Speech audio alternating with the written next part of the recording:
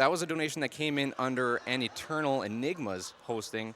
But I'll let you know that I'm currently wanting to get the Mega Man X2 Buster only run met for tomorrow, so that would be my choice. So if you're interested in that, you can do those for host choice.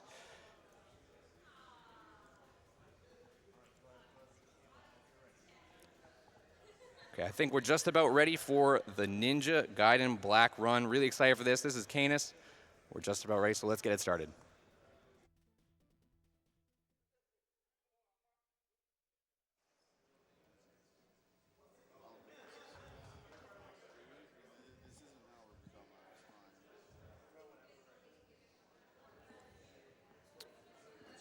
I think we're all set up now for Ninja Gaiden Black. It's Kanis running it.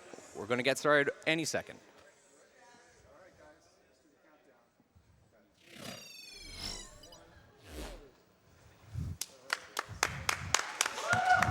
Good luck, dude.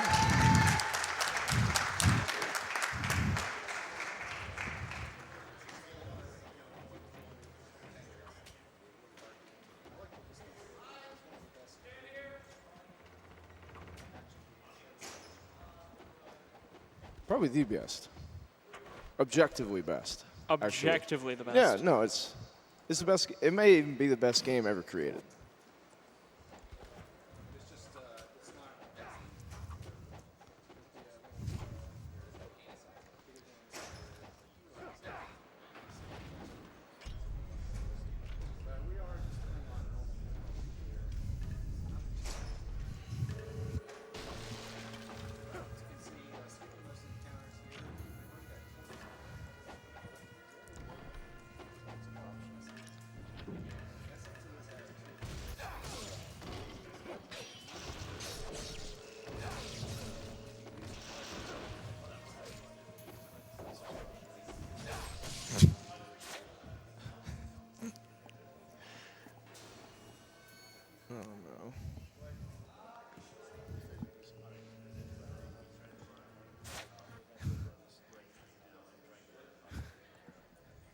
Reset.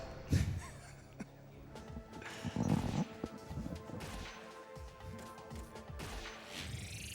actual reset. The evil, dark dragon blade.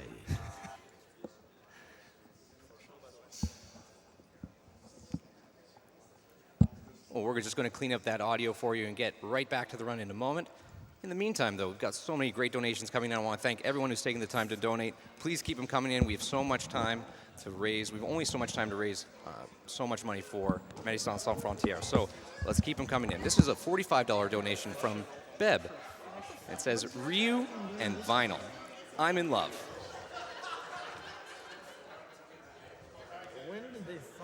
I have a $50 donation from Joyful Tarantula. Joyful Tarantula says, thank you for working with Doctors Without Borders. Let's break that 2 million wall. Good luck to all the runners. And hey, let's kill the animals.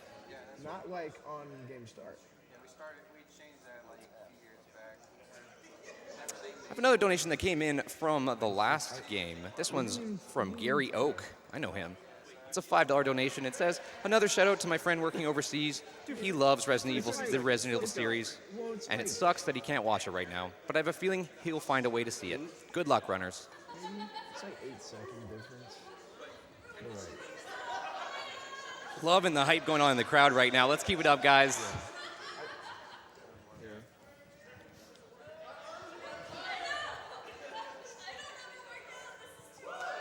Here's a $5 donation. Yeah. Shoutouts to the crowd, keeping us entertained. Got a $5 donation from Snooty. Snooty says, can't wait for the Nest block. Excited to watch my 3 best friends, Lily, Mars, and Max. They mean the world to me, and I hope you can watch future GDQs for years to come. I love you guys. Honestly, I'm good. I hope you do. What'd you do? Got a $20 donation from Headlosa. Awesome to see how many video games can be used to bring people together around an amazing cause, Twitch Unity. Dude, I can't even. I think the last offline run I did was like 2012 or so. Oh, okay. Just going to take a moment to shout out one of our sponsors. sponsor I wanted to choose is Fangamer. Fangamer is a video game merchandise company designing and producing official goods for games like Dark Souls, Undertale, Persona 5, and many more games. So a great website. You can see a lot of stuff up on there. It's fangamer.com, and they have a special page. You can go to fangamer.com/GDQ to see the special GDQ merchandise. And in fact, all profits from the GDQ merchandise sales are donated directly to Doctors Without Borders. 100% of them. There's also new merchandise up on Fangamer from Dark Souls, Undertale, Persona 5, like I mentioned, as well as Hollow Knight and many more games. They've got vinyl up there, tons of great shirts. I actually own a couple. Really great site. You should check them out. And actually, special items. Yeah, all special items. You have to have all the HP gauges and shit. You don't have to have all the... A $25 donation from a sports fan named Misa Pops. $25 and says, "Yay World Cup, yay GDQ, yay for saving lives." I know which one of those things I'd rather be watching. I'm hosting it right now. Love this event. Everyone here is so positive. Such a great community to be a part of. I'm really looking forward to this run from Kanis coming up in just a moment, but we'll get there soon. The bank theft side quests, you're allowed to just keep them on. Yeah. Which gives you...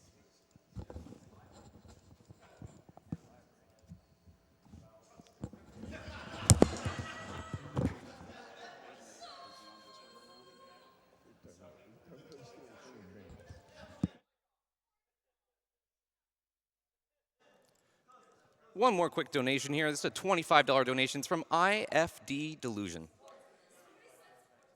And it's that time of the year again. SGDQ, SGDQ, SGDQ. Can't wait for all the runs this week. Looks like I'm going to be slacking off at work a bit. Oh yeah, kill the animals. And with that, I think that's going to bring us up to the Ninja Gaiden Black Run. So everybody who's been waiting for it, let's get hyped. Show me that you guys are excited for this run. Support MikeKanis. Yeah, that's what's up.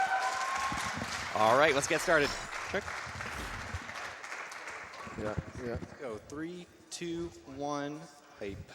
All right, take two. All right.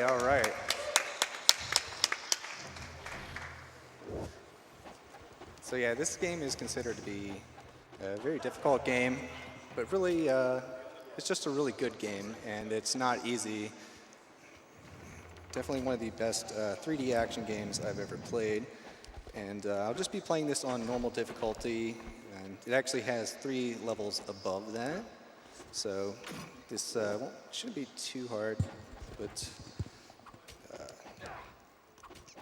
getting started with some just basic movement. And I do want to explain this concept called ultimate techniques. I'm going to break this torch right in front of me, and when I do, you're going to see a little yellow orb get dropped. And that has 2 functions. First of all, it works as money, but second of all, it can be used to charge up special attacks. So you might have seen the yellow orb actually just came in through the window right there, because I left it behind. It exists for 10 seconds. And I was able to pull that in and use a technique called an ultimate technique, that move right there. And I'm going to be calling that a UT from now on, just for reference, because I'll be saying that a lot. And that's whenever you use 2 of the yellow orbs for 1 attack. And not only is that attack stronger than most of the other attacks you do, when you kill an enemy with that attack, you're actually going to get more money dropped from that enemy. So it plays a big role in getting money. Yeah, I'd say the money route is like pretty tight between the beginning of the game and like chapter 3 or 4. You really have to pay attention to your money. It's pretty tight. Yeah, and the main reason for that is all of your weapons can be upgraded by purchasing upgrades, and if you don't get those, then you're going to have some really slow fights. And of course, it's always nice to be able to afford some potions. The game just gives you so many potions, though, at the beginning, though, on this difficulty.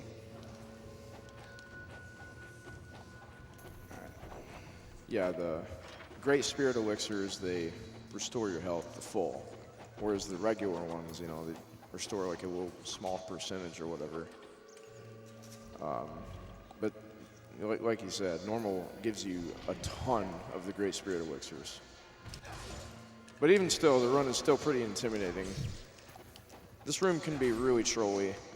There's like a lot of RNG with the guys, like they dodge you or not. So you just kind of have to like, and that's one thing with this game is that like a lot of speedruns, they're kind of muscle memory for the most part. But this game is very improv. Like basically every fight will never go the same because you have to make decisions on the fly based on what happens. Exactly. Yeah. So it's like RNG in a way, but it's also a large part execution. Yeah.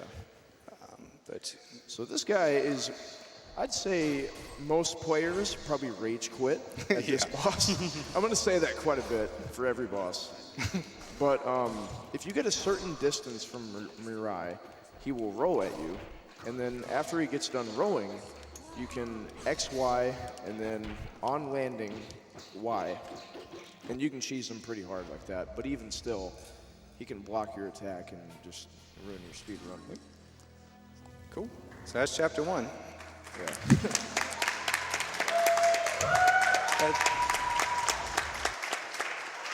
I'd say beating chapter 1 puts you in like the 1% or less. So after, go ahead. After every chapter, there's going to be a point tally screen, and then usually just a lot of running around. So now would be a good time for donations. Absolutely. I have one from Esther24. It's for $25, and it says Powerup Audio and Jeff Tangstock are the bee's knees.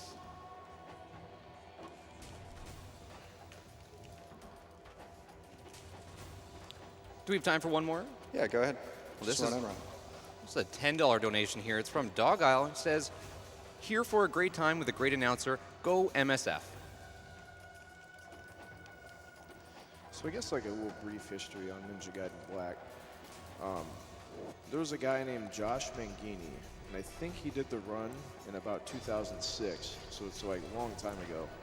And we didn't really do RTA like back when that was submitted. We always did in-game time because it's like a really convenient way. You don't have to like run a timer or anything. And he did a run in 1:55:24, and there weren't really many people who did runs of this game. Like, not really a whole lot of people did speed runs of Ninja Gaiden Black. But that was like considered the record, and whenever I saw that run, I challenged it. Back in like 2013, I did this run, and Mike was really influenced by that run. Yeah, for And, sure. Like, since then, I wouldn't say this community has like a ton of runners, but the runners who do run this game are like incredibly good. They're insanely good. They have a lot of knowledge about the game, and they're just amazing in general. Yeah. Yeah. So what I'm hoping is that by watching this run, we can get some more people into this game. Really love to see this community grow.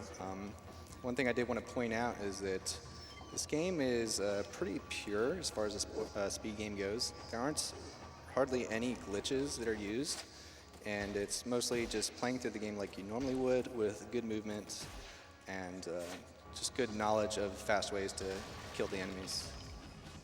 Here I got a technique called Inferno. It's referred to as a ninpo, and has an AoE splash attack followed by a projectile.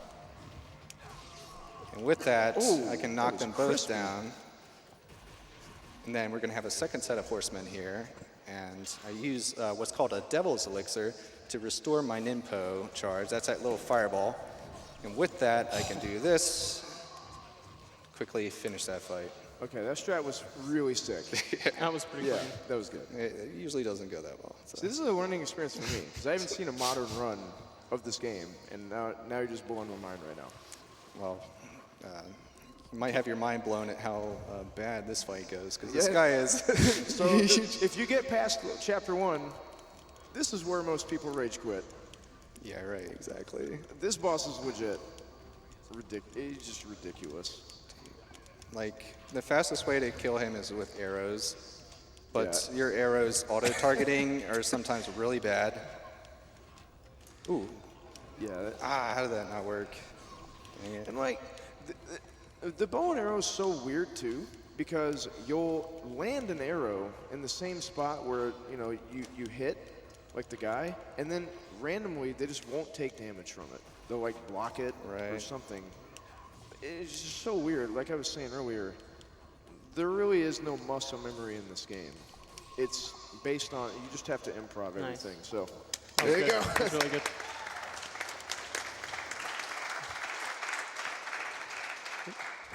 So now would be a good time for more donations, if you're ready. Well, Kanis, we're getting a ton of them in. Here's a $1,000 donation.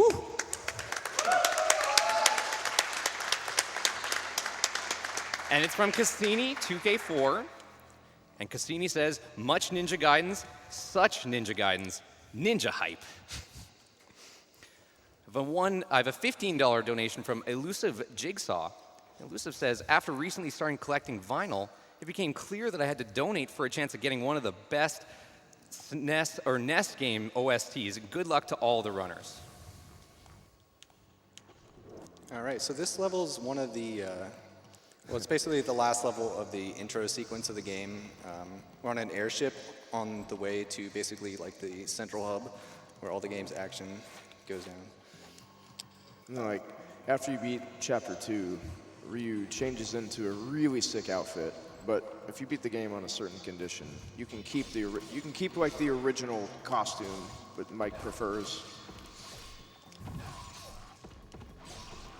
That guy had a lot of extra HP there. Yeah, this game's like really odd. You'll do the same attacks against the same enemies, and they just won't die for some reason. It's like the slashes do random damage at times. It's just an odd mechanic. Speaking of mechanics, here's another good example of the yellow orb mechanic here. So I left a yellow orb from the last fight. So that still exists for 10 seconds. I can bring it into this fight to immediately start with like a one-shot KO attack. Yeah, so like the black soldier, it's like RNG. Mike wanted the black soldier to go on his side because they're a lot harder to kill. And like, it's just a 50-50. So you might notice that room had a gold scarab in it. Gold scarabs in this game are used to unlock special items. There's 50 total. And actually, if you played Ocarina of Time, they're just like gold sculptulas. But That's a pretty good analogy, actually. Yeah. we're going to skip those, though. It's not really worth in a speed run. It's a close call, but with testing, I found that the time it takes to grab those isn't quite worth the benefits. And if I was fast enough, had another chained yellow into this fight.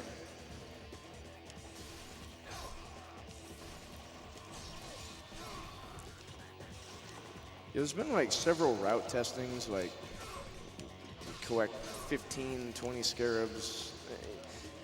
Because if you, what is it, 20? You get the cloud sword, pretty much, like the the Buster Billero, sword. Yeah, it's called like the Billero or something, and that's supposed to be useful in like later chapters. But then, you know, Mike did a lot of work with this game as far as testing because there really hasn't really been a whole lot. Like as far as testing goes, we just kind of like develop strats and we think they're faster, but we don't know. But Mike did a lot of lab work, and he found out what's actually faster. So Yeah, and that's also why I say I really hope the community for this game can grow, because the more people we have working on the route, the more advanced it can get. oh, by the way, that bridge he just crossed, if you fall down, you game over. Yeah, that'd be Yeah. the end of the run. Yeah. So, Yeah. we didn't mention the Talisman of Rebirth, actually. Probably want to mention that. There's an item called the Talisman of Rebirth that I got in Chapter 1, and what that does is it brings you back to life if you die, but not if you die by falling in a pit, which is what made me think of that. He's not beat from Mega Man. He's not gonna bring you back. Same with drowning. Yeah, it doesn't work when you drown. Yeah, basically, Yeah, I was That- a little. that's a little monkey ass right there. That jump right there. Basically, like, in this game, if you don't save, like, let's say he were to die there, he would have had to restart the entire run. Because it would have brought him back to Chapter 1, and that's just how this game works. It just kind of punishes you like that. But obviously, Mike isn't going to YOLO and not save. That was pretty That's actually pretty insane, yeah. That's why I grabbed smoke bombs. For certain enemy types, they work very well for disorienting the enemy, and when that happens, it completely lowers their defenses. So you could hit them with anything and they won't block it. But yeah, that's actually one of my favorite strats in the whole run. How often do you use those? And through chapters 3 and 5, I use almost all 15 of them. Oh, wow. Yeah, mostly just to avoid annoying enemies that will try to like hit you as you go by. Of course. Okay. All right, we are past the dangerous pits section, which is probably the scariest part of the whole run. Like, whenever you jumped across the bridge, I was like, because I didn't want to see you fall, man. Oh, man, I got this. As I slash the You bunk do got beds. All right, so yeah, here's another good example. Using smoke bombs, those guys have no idea what's going on now, and I can just climb up there. Whereas it's pretty clean. If they touch you while you're climbing up there, they'll just knock you down. So Yeah. you don't want to mess with that. So that's what, your third Great Spirit Elixir, your second or something? Oh, I don't know. Yeah. I'll know when I'm full. Yeah. No save? Okay, I respect that. Okay. Don't worry, man. I got backup Well, saves. okay, you're running it. I trust you. Yeah. Okay. So coming up on the boss of Chapter 3 here, this guy is another RNG fest. He has a move wherein he summons a force field. guy. And when he does that, you lose 10 seconds because you can't possibly arm him. And you just got to hope he doesn't do it. But he is also very vulnerable to smoke bombs. So I'm going to be abusing those quite a bit. I think you ate a few too many cheeseburgers.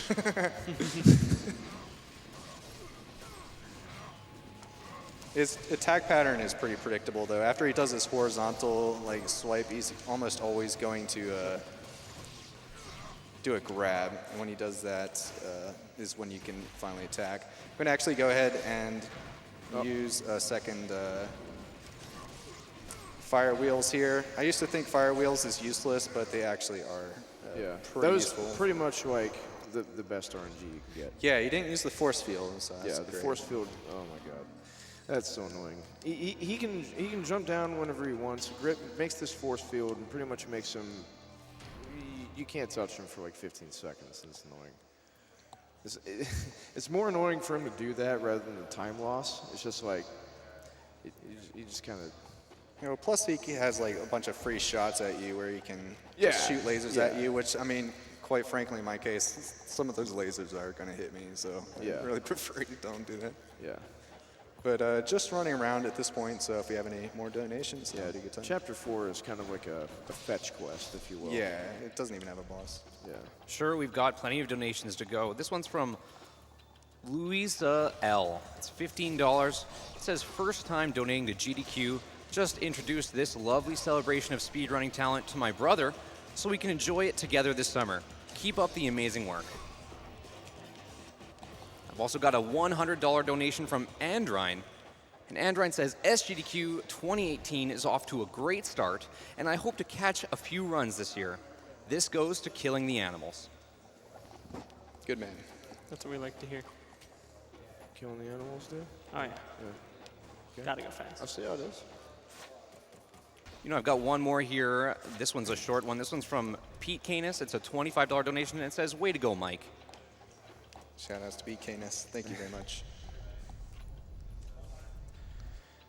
But yeah, I guess like what Mike was saying about the Talisman of Rebirth, it's pretty much your get out of jail free card. Upon death, you basically just get full health, full ninpo and everything like that. Pretty much, you're looking pretty good whenever you do that. But it does not work under a few conditions like drowning or if you fall off or whatever. Yep. But not only is it a good safety item, but you can also use it to your advantage. Like on the final boss, for example, you can purposely take a death and then restore like your ninpo or your health or something like that. So you can use it for speed and safety. It's a really cool item. In a perfect world, we won't use that before the final boss. Yes. That's always the goal, but Yeah. it doesn't always work. Yeah, I'm just happy I got past the Samurai Horseman. Like, Yeah. I've lost my talisman to him before, and it's like, well, shoot, I better Yeah. reset. This is a brutal run, and I commend you for for doing this, because this is a hard run. There's a lot of run killers. Yeah, and a lot of like, oh, make one mistake, run's dead. Right. Yeah. There's not really a lot of safe strats that you can really take. No, not really. It's kind of one of those things where if you start playing safer, it's not actually safer. Like you're putting yourself more at Yeah, risk. you're definitely better off going with what you've practiced. Yeah. I just want to let this guy be on camera for a second because he's amazing. Okay. He's like a very slow Lawrence Fishburne. I mean, he's like unarmed. Ryu Hayabusa has a sword. It's like, what is he gonna do? Right there, Smoke Bomb is a good example, like getting in that door. Yeah, that can be annoying, for sure. Yeah. So this is the shop guy. I've actually already shopped with him at basically these statues you find throughout the game. You can buy from him, but this is his actual shop. Yeah. And you have to meet him to get a ticket to proceed further in the game. Also in this chapter, I got an item called the Spirit of the Devil. What that does is that increases my max ninpo counts. Again, those are the empty flame-shaped things under the health bar. And that costs only about 17 seconds to get, but it's going to save me a ton of time at the end of the game. Yeah. And then if you get like an extra one or something like that, ideally you want to use it before the chapter ends, since you do, your full health, full ninpo on the start of the next chapter. So you can also you use it strategically as well.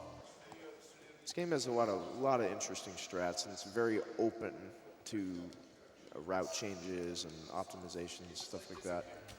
But I think Mike's done a pretty good job as of late at strat hunting, testing things and stuff like that. So Yeah, in the last couple of weeks, he did some research on ninpo routing in particular. So yeah. he's had some good success with that. Yeah, I found that we haven't been using the ninpo potions that we get very effectively.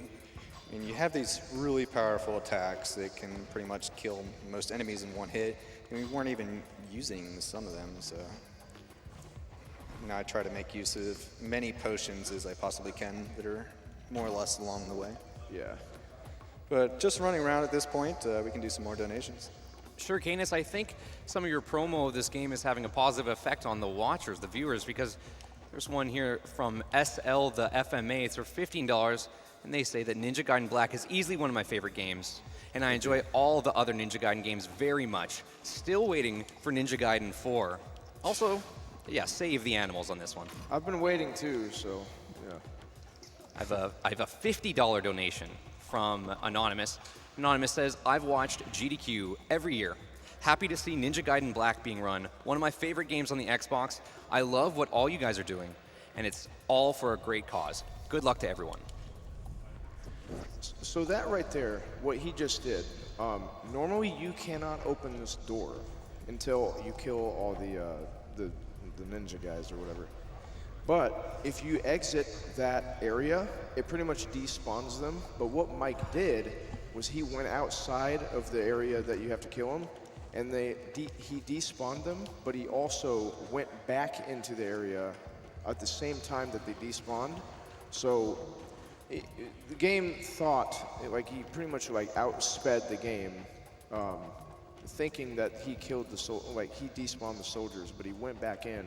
So you don't have to fight him, and fighting those guys are annoying. Oh, yeah. So I don't know, I'd say that it saves upwards of like 30 seconds. Oh, for sure, yeah. So it's a huge time saver. It's not just the time, it's the fact that they will often hit you and take a long Yeah, you save, yeah. Here's an example of a time when people weren't using Ninpo. Like this fight's just like a perfect time to use it, and people weren't doing it. Unfortunately, it didn't finish this guy off. But Yeah. it's no big deal. Still, that strat was super clean. Yeah, the fireball is absurdly powerful, even at level 1. And like the aura of the fireball is actually like the most powerful part. Yep. And there's this fight coming up here with these red demon things, and we used to use one Inferno on them, but I found by far the fastest way to handle these guys is to go ahead and just use one of the Nimpo potions that I picked up to kill all 3 with them. I'm surprised that one didn't die already, and that is unfortunate. He got you. So, but yeah, just pop that, and what is going on? I'm surprised they're not dying already. Just Ninja Gaiden Black, dude. You're doing this oh, you got dropped? Oh yeah, so sometimes you get red orbs to drop from enemies. Yeah, that'll come in handy for this. Yeah. I'm probably not going to do that though, just because I'd have to switch to fire wheels. Yeah. So getting red drops, you know, that's nice. You get an Impo restoration. You can cut down on potion consumption. Going into your menu unnecessary times. There will be times when Mike is going to try to get lucky and maybe get one of those. Ideally, that's probably the best way to go about doing the speed run for this game. You know, it's just entirely random, so it's just a crapshoot. But if you get lucky, you can get heavily rewarded. I am actually going to use fire wheels on this guy because I did not do as much damage as I was supposed to the first time I stunned him, so that was the only way I would have been able to 2-cycle him. Yeah. But yep, there's that fight. And Yeah. that's the end of Beat your chapter tentacle 5. monster. We will never see that boss again. No. No, not at all. I've never seen that boss before. A few other people haven't either because they keep sending in donations saying how hard this game is. Hoppy sends in $100 and he says, "This brings me back to Ninja Gaiden 2 on Xbox Master Ninja mode. Toughest time I ever had beating a game. Also, Ryu would kill the animals." I agree. Probably, yeah. As long as they're birds. It's like his like alternate form. He turns into like a raven or something. I don't know. We were talking in the practice room before the run about how more or less anything in this game that is not touching the ground might as well qualify as a bird for how much of a jerk it can be. Yeah. Yeah, we're about to fight some of those birds. In this next fight and the one after are among the most annoying fights in the game that aren't bosses. What are they called? The monk fiends? Or Yeah, whatever? monk bird Man, fiends. these guys are. The monk-ass Good. skins. Yeah, there you go. So yeah, the big things with the scythes, what's really annoying about them is they can actually just fly off into the ceiling and just like be like, "See ya, I'll come back to fight you sometime, but you're at my mercy." Yeah, your jumping axe is a really effective attack to use against them because that was nice. That was nice. Yeah, because those guys, they can just dodge your attacks like whenever they want. You just do the jumping axe and they just teleport and they come up behind you. It's just. Yeah, I've lost 20 seconds in that fight before just because one's flying up by the ceiling, like, basically out of bounds. And Yeah, that's good. Yeah. all right. So we got another fight just like that now, but this one's different because I just picked up a new item, the Incinerator Shuriken. Incinerator Shurikens, boys. And those are pretty good against the monk fiends. Yeah. Yeah, that definitely. I'd say the Incinerator Shurikens are probably the best projectile item. Maybe the bow. I don't know. I feel like some of the bow cores you get later in the game are pretty good too. Yeah.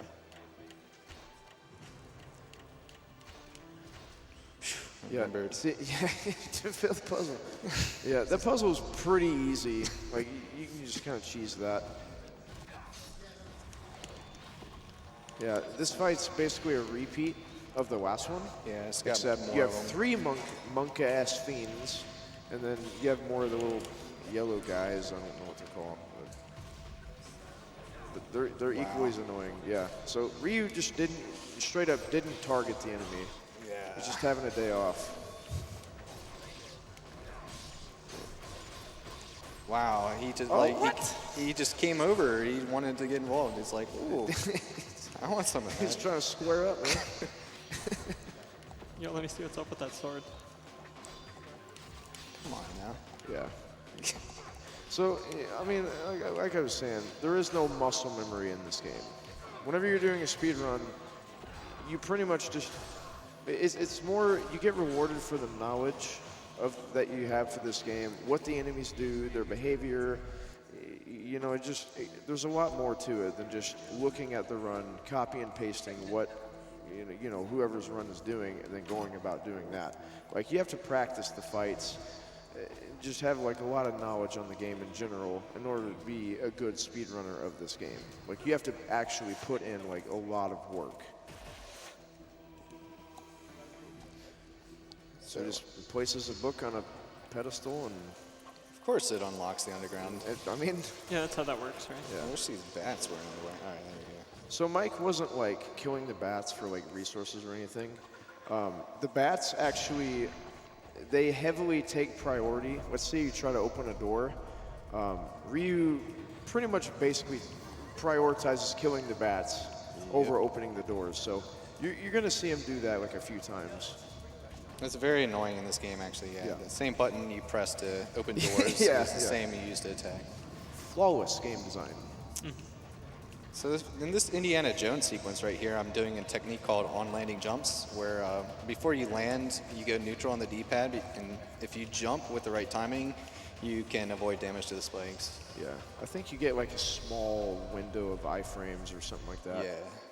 And in addition, it looks cool and goes fast. It does, yeah. So this jump is a little scary.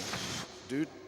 You're good. I practiced it, man. Don't worry. But yeah, if you miss that, you die. Just you fall down. Okay, reset. Not today. Yeah, you haven't even saved yet, man.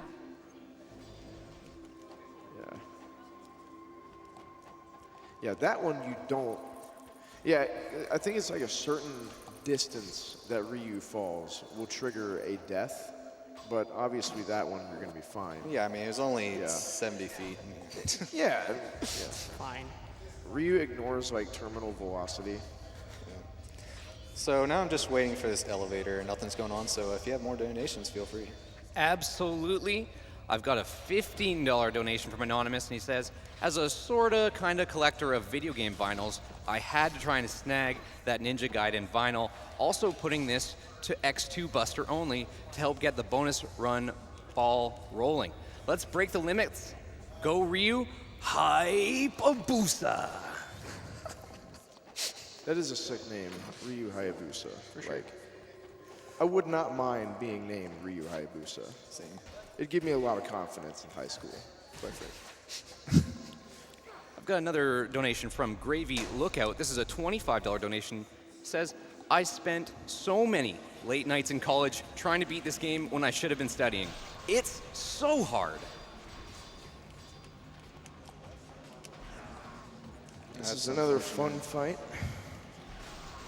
Yeah, these things can be like, all the enemies in the game will be aggressive and come at you when you want them to, generally. Like, these are the one enemies you actually want to come toward you, and they don't. Yeah. Also, you can get into like a huge combo, because Ryu didn't really have high iframes much at all in this game. So you can just get like stung by like 4 or 5 of them in a row, and they can actually kill you in like 1 second. Yeah. So casually, this room used to take me like 10 minutes. But it turns out the flails are really, really OP against these guys. If you hit them with the final attack of your UT combo, and that's when you absorb 2 or more yellow essences, just that last move alone finished several of them off. Yeah, it literally is the very last hit. These guys have mad hit points. Like, they tank damage like no other enemy in the game. And like the very final hit, it does one shot, so. I think you mentioned it's something like 60 or 70% of the combo's damage is focused in the last hit. Might be all of it. I don't know. Just about, yeah. It's pretty strong. Well, yeah.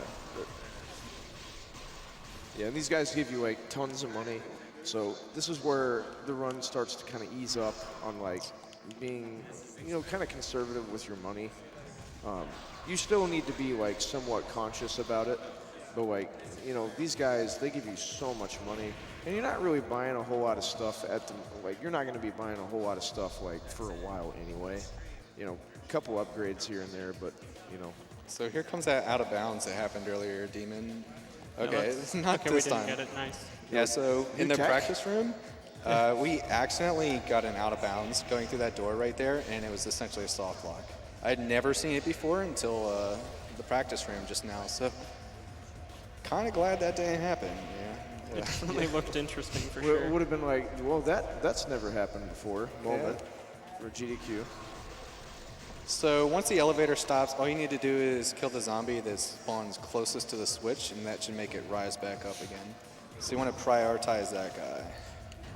Yeah, and then sometimes you can actually, because Ryu continues his UT during the cutscene, and if you get lucky, like the guy will fall down in a position to where you'll kill the guy that's necessary in order to activate that switch during the cutscene, so there's no waiting involved at all.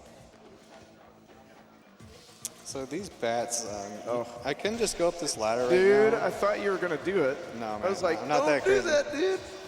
Yes, they're bats. Yes, they do the least amount of damage possible. But when you're climbing this ladder, you're in a cutscene. You have no control over anything, and you still take damage to the bats. Anyway, coming up here, I do want to focus. This is one of the harder parts of the run, I think. Getting past these zombie archer guys. Using incinerators to stun that one. And when I get here, stun him right away. Fall down, because why not? But that manipulates RNG. Yep. It's all part of the plan. Yeah. So, when they're off screen, the incinerators are more likely to hit them. So I'm kind of manipulating the camera. All right, now we got it. We're good. There we go. There we go. That's what we want to see. That jump is super trolly, and so many things can go wrong. It's not even funny. Like, there are too many variables in trying to get across those platforms quickly. Yeah, exactly. I kinda Sometimes rushed. your jump just doesn't even work, and you just fall down like anyway. Did I just see you not save? Why would I save, dude? You're going for world record. Okay. I don't think that'll happen, but Just going for. this boss is extremely easy, but he can also waste a lot of time. Like, he's easy from a survival perspective, but depending on what he does, sometimes you can just lose 30 seconds because you can't attack. So right there, that tail swipe, when he does that, you're just waiting for the swipe to end, and there you go. He's done it twice in a row. Yeah, you got. Yeah. See, you can play this fight a little bit safer. Obviously, Mike isn't really an advocate for playing safely right now, but you kind of just like have to anticipate the Bone Dragon, whatever his name is, and he can do like certain actions. Yeah, he's kind of trolling you a lot. So, I mean, it's best not to go like full in. That's And he is unbelievable, not dude. giving you a good pattern here. That is the worst pattern you could possibly get. Just tail swipe after tail swipe. No big deal though. It's still pretty decent pace. That was stupid. Yeah, there you go. I should have been able to avoid that. oh my God, dude. Don't be scared, man. Don't be scared. We got it. I don't know. It just like costs you 30 seconds in RNG. Yeah, and like 4 potions. All right, world record pace is dead. It's still 11. I'd say, well, aside from chapter 15, that's probably the longest chapter in the game. Yeah. There are 4 chapters I sort of consider the epic chapters. They're sort of like 2 chapters length in one. Yeah. And those would be 6, 10, 12, and 15. And they're some of the best too. I don't like 6, but the other 3 I just mentioned I like a lot. Yeah, 6 is just a lot of like charging UTs and stuff like that. But you do get a lot of money in chapter 6, so that's nice. It's really important that Mike is going to upgrade his weapons at certain times. For example, he's probably going to get level 3 Dragon Sword here. This unlocks, I'd safe to say, the most powerful attack in the game. It's called the Gleaming Blade, and you basically do just a 360, and then I think it's a 360Y. right? Yeah, 360Y, Yeah. and it is definitely the best move. in the Yeah, game, and you I think. basically just like you do a giant like F5 tornado like attack, and then you just like one shots most like normal enemies in the game. It's Yep. absurdly strong. So you're gonna see it right here. Boom. Like- That's it.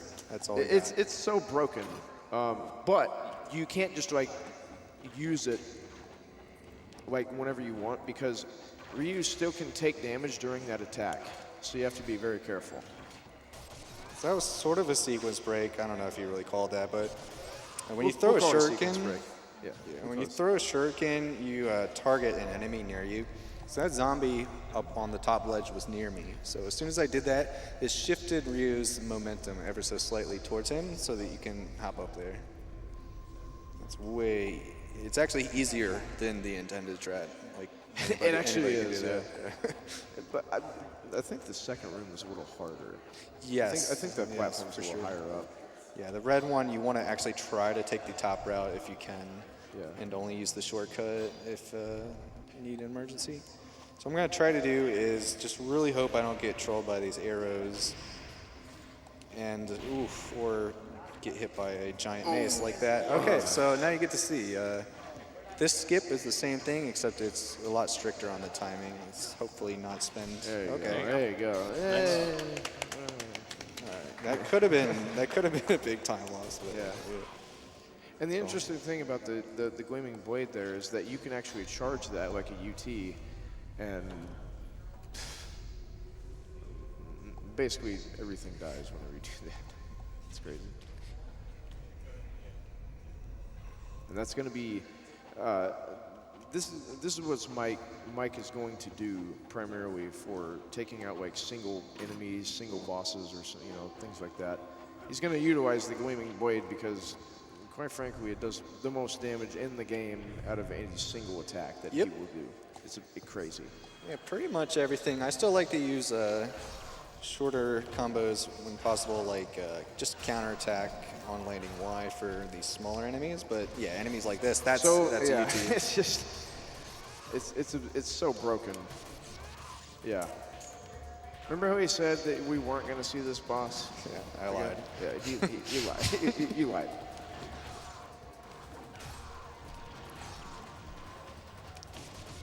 Cool. Yeah, that was pretty tough, dude.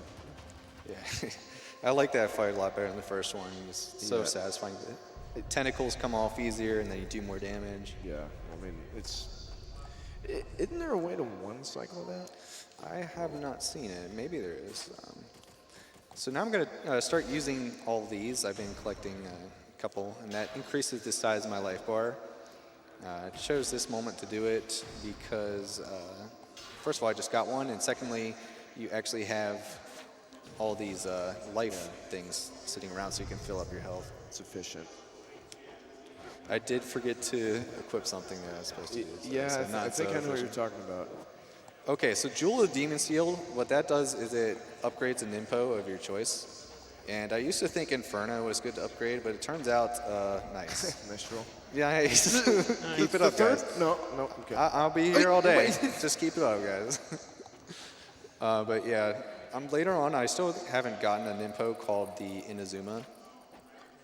And is that what it is? Yeah, Inazuma. Yeah. It's a lightning. I'd say like an Azuma, but okay. tomato. Yeah. Whatever. And that one gets a huge damage increase if you upgrade it, whereas the Inferno just gets like a small amount. So we're going to save that for later on. Yeah, that one's cool. You basically turn into Raiden from Mortal Kombat for a brief moment.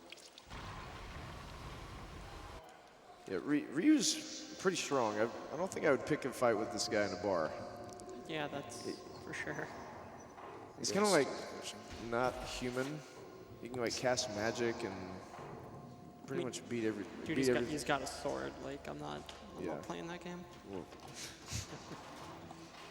So coming up on Alma, Alma is easily one of the most aggravating bosses, and another one of those beginner traps where people will just give up. That is an important key item that will.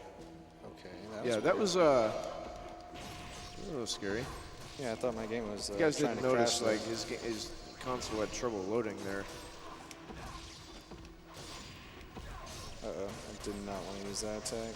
There we go. No big deal. Yeah, so those guys are called the Black Spider Ninja Clan, and they can pretty much just dodge all of your attacks at their own will, whatever they want to do.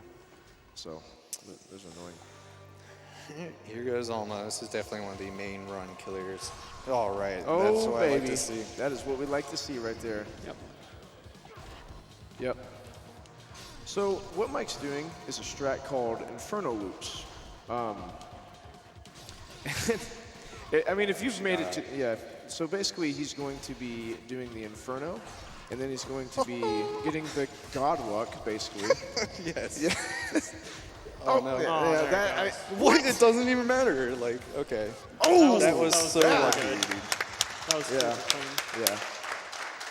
So that move where you like sort of lunge forward in the air is called Flying Swallow, and that's a way to stun her, except what you didn't see is that misses like well over 50% of the time, I would say. Yeah, So that- every single one of them hit. Alma, yeah, that was good. I mean, to be fair, you deserve it. You haven't even saved. I needed I that. would have given you that RNG. If I was the game, I would have done that for you. But that was the strat called Inferno Loops. You pretty much do the Flying Swallow, knock her down, X, Y, X, X, Y, and then you activate an Inferno, and it pretty much gets her into an infinite combo unless she decides to dodge, you know. But it's a very efficient strat, and doing it otherwise is not exactly recommended.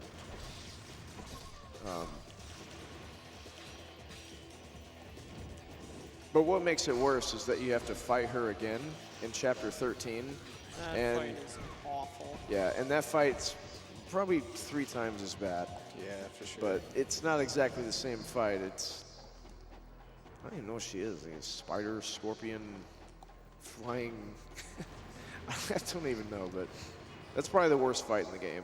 I mean, this game has an absurdly large amount of run killers, and the fact that you haven't saved yet still blows my mind. Well, another thing that's absurd is how like much this game changes in tone throughout it.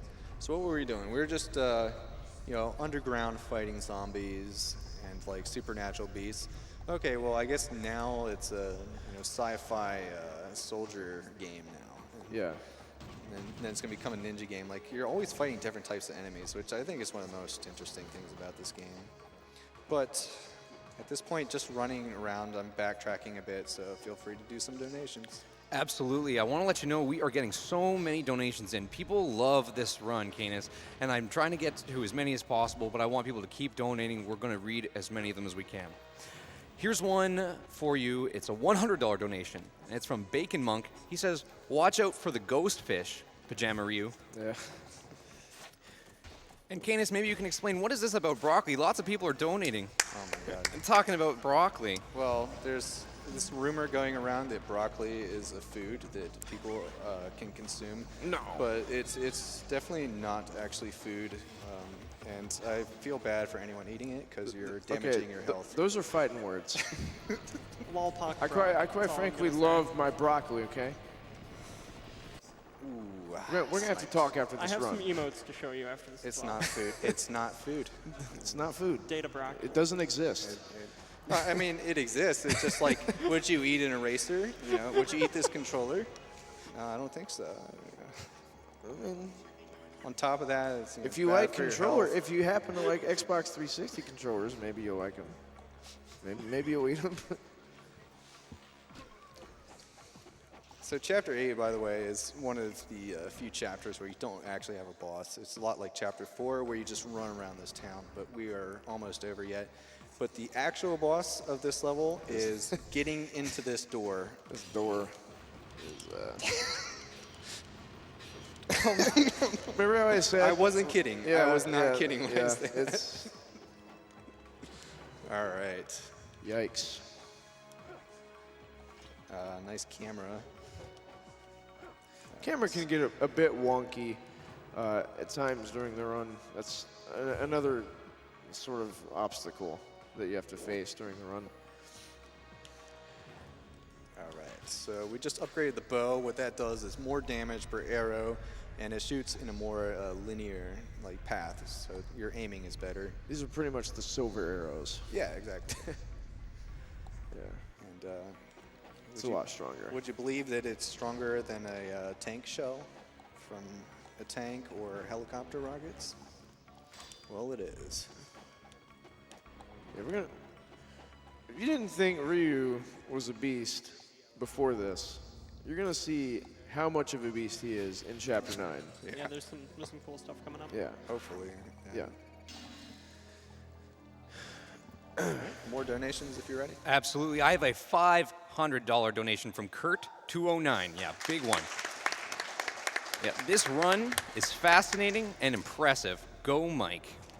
I have a $15 donation from Ottawong. Ottawong says, Ryu would do the honorable thing, and he would most definitely save the animals. That sounds fake. I don't know, man. I mean, Ryu's like he's a pretty nice dude. I mean, sure, he's nice, but he also likes going fast. Speaking of big donations, I have a $500 donation from Anonymous. There's no comment, but he did put it towards killing the animals in Super Metroid.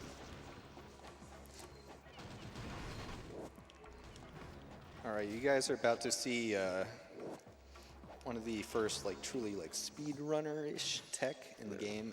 Because We're you actually going to do a sequence break here. Yeah, so there's a couple different ways you can do this. I'd say the way that Mike is going to be doing it is probably the most consistent. Oh, much more, yeah. Yeah.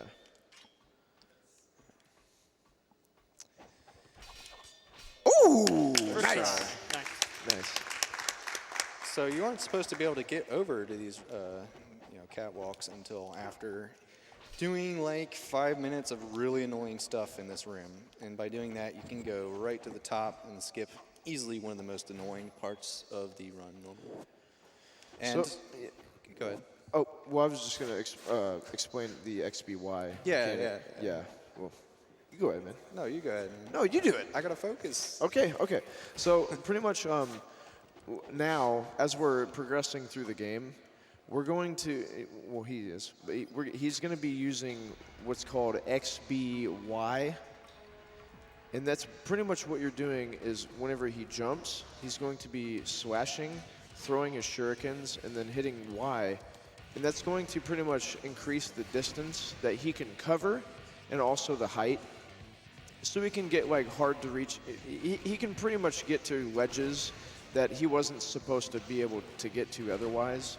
He did a sequence break right there. And then it's you got to power on these platforms and fight these really annoying drones and stuff like that. But that's an incredible useful technique that he's now going to be using throughout the game to clear hard to reach wedges and stuff like that. And this right here, This used to be a big run killer for me, this fight right here, because this is dead proof that Ryu Hayabusa is better than a tank. absolutely. So we just got explosive arrows, but now we're even going to upgrade further, and now we have some tank shell core arrows, because that's a thing. Oof. And yeah.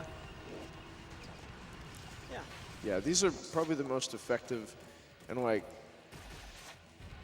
I don't know how you're supposed to not take damage during. Apparently, it's possible. Good luck. I mean, yeah. If you want to do a no damage run of this game, then I think this would be your biggest obstacle. I don't see how you're supposed to do it. That was a little slow. Good job, mate. All right, so there's actually a sweet spot, though, and that's how I think you would take damage. Let me see if I can demonstrate. So if I aim in a certain spot, it does damage to the main tank, but it also, I had to do that to not take damage there. You can take care of the turret guy and the top thing, or the main tank. I should probably just focus on what I'm doing. Yes. There we It's go. coming. But yeah, this guy just took out 2 tanks with a bow and Not arrow. one, but 2. Yeah. 2 tanks. And then more coming up. Kind of refill these arrows here. So I used 3 big potions there, which are pretty valuable. But here's the thing, this is normal difficulty in this game. You know, you could have a cocktail party with all the great spirit. Yeah, basically. It might seem like Mike kind of used a lot of his resources there, but like here in the next couple chapters, he's gonna get back up to full, like effortlessly. So you notice here, these guys can't see me, but I can see them. If you stand on the right part of the stairs, it's really useful to know. So after fighting 2 tanks, he's gonna be fighting a helicopter. So after you kill the 2 tanks, he basically, all right, call in the big boy.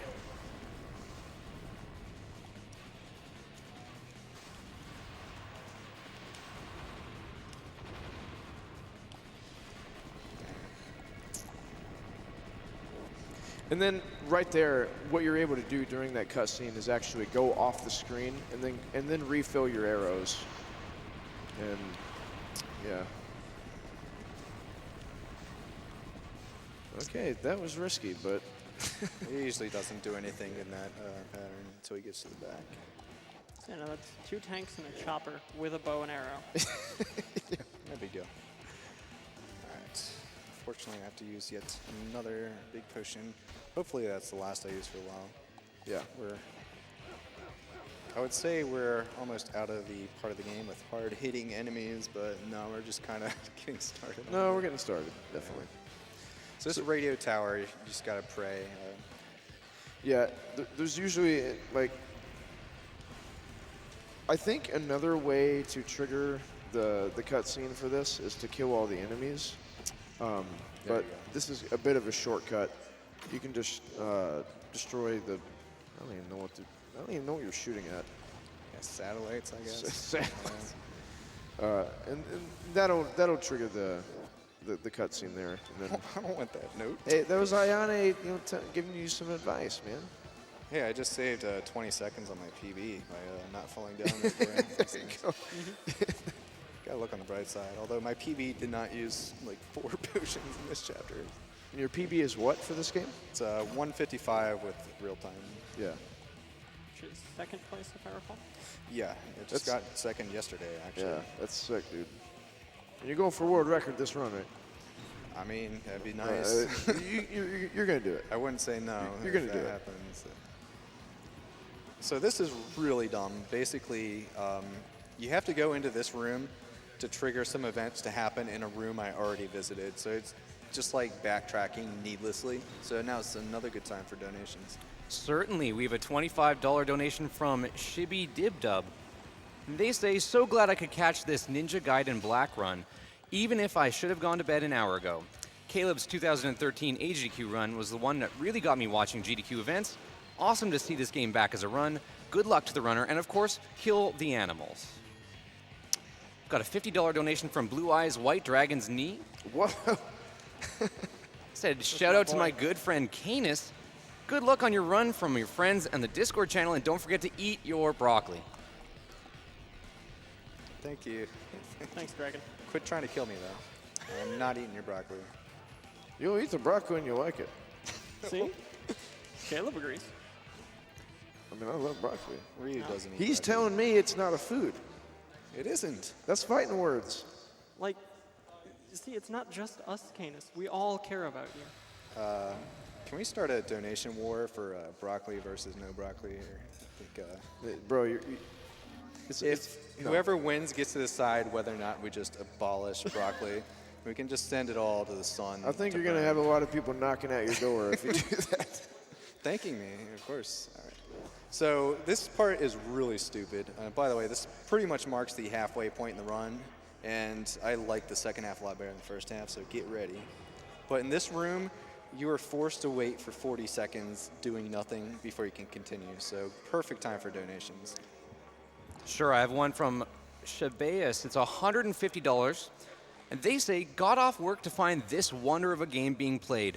So happy to see the Ninja Gaiden I grew up with is finally getting time at GDQ. It is a fantastic challenge. I have a $20 donation from Hunk Hill. And they say, totally obsessed with this game as a kid. Love seeing it so expertly run. Glad to support a great cause and a great event. Got one from Michael Neely. Michael Neely says, Ninja Gaiden is the medium well-done steak of video games. No, medium rare. Yeah. Medium rare. No. No, medium rare. $25 from I Got Bored. Says good luck to Kanis on his run, and shoutouts to Broccoli. Thank you, IGB. Thanks, IGB. Spencer W. Hall sends in $15 to Doctors Without Borders and says, broccoli is a fruit, not a vegetable. Well, we're getting on a whole nother, that's high IQ right there. Cosmic brain. Back to the game. The Great Seal sends $25 and says, I will donate during this run simply to bring awareness. We're still waiting on the next installment, like so many others. So this is a really cool chapter. There's a lot of different elements that go on into this chapter. It's actually my favorite chapter in the whole game. Yeah, I was gonna say it might be my favorite one. And just look at the environment, like the water effects for the game when this came out. Was it 2004? Yeah, It's so like it's absurdly good looking for its time. Yeah, like this game is aged. It hasn't even aged a bit. Yeah. Like it still looks so good There are for games coming out 2004. today that don't have water physics that look this nice, and this was on the first Xbox. Yeah. Like, that's unreal. Like if you have not played this game, it's the best game that you've never played. Guarantee it. Change your mind. Like this game is perfect. It's got great music. It's like incredibly fast. I'd say it like pretty much covers every skill level, like of any gamer, you know. Yeah, you can increase the difficulty as well. Yeah, like there's a ton of options that you can work with, you know. Just got Inazuma. That is that spell that I said I would upgrade later. That is going to be the most important Nimpo in the game. Come the end. I'm basically at this point. I'm trying to save most of my supplies for Chapter 15, which is not technically the final chapter, but is basically the final chapter. That's pretty much the final chapter. And I'm going to be using so much Ninpo in that chapter, it'll be crazy. So that chest he opened, that's not really required by any means, but it will give him a lot more money. I think there's like maybe 1,000. 5,000 essence, and actually if I didn't get that, I probably wouldn't be able to upgrade my lunar. Wait, right there's 5,000 in that chest? Yep. Seriously? Yeah, it's almost a full upgrade of the lunar, all I'm saying. What? Yeah, dude. Dude, I had no idea there was that much in there. So I just got another Spirit of the Devils, which is the item that I mentioned, increases your max Nimpo capacity. I need to use that before this chapter is over so I can have full for the next chapter, but nice. Thank you, guy. But I'm actually going to save it for later because ideally in this level you can actually go into the menu only a single time. So I want to try to do all the menuing at once. Just a minor time save, but Yeah. I'll probably have to heal anyway, so it won't even I matter. feel like this speedrun kind of combines like everything. It's got menuing, it's got like RNG that everybody loves, you know. It's got like fast-paced combat, a good soundtrack, aesthetically pleasing. Like this game has it all. It's such a good game. It's insane. It's also known for being like borderline impossible. This fight right here is actually a pretty big deal. I'm a little bit worried about this because I don't have many potions. we got two so boys. I got to make sure I do not get hit here, so I won't be talking at all for the rest of this fight. Yeah, so what Mike is going to be doing is the first fight, he utilized the UT, and during the UT, which is like pretty much the charge attack, that was unfortunate. Yeah, so he's coming at you, man. So during the UT, you pretty much have iframes, like during the activation of it. Because there's two worms that are pulsating with electricity, not really something I'd like to face. Now that there's two of them, he won't be able to utilize that. So he's just pretty much going to have to dodge these attacks, just jumping or whatever. Now that it's just one, though, it's pretty safe. Yeah. Nice, we got the UT Yeah, on it. that was nice. So that was an attack that he didn't see, that we did not see like in the first worm fight. They like to charge at you and everything. It's pretty hard to react to, and you don't exactly want to get hit by it. Like they grab you, slam you against the wall. They manhandle you. So things are perfect now. Like I said, I was worried about potions. I used up all 10 of my capacity of the smaller potions, but What? yeah, I've never seen that. that's brand new. That was super found sick. like very recently. Anyway, now there's a bunch of free potion chests. I'm gonna just one more big potion, and I'll have max big potions. And one of the few planned shopping trips in the game is about to come up. So pretty much that's a big relief. So we got the red whittle tablet, and now he's going to get the blue one, and this pretty much completes the puzzle of the entire level, and that will thus lower the water level so we can continue the other chapter.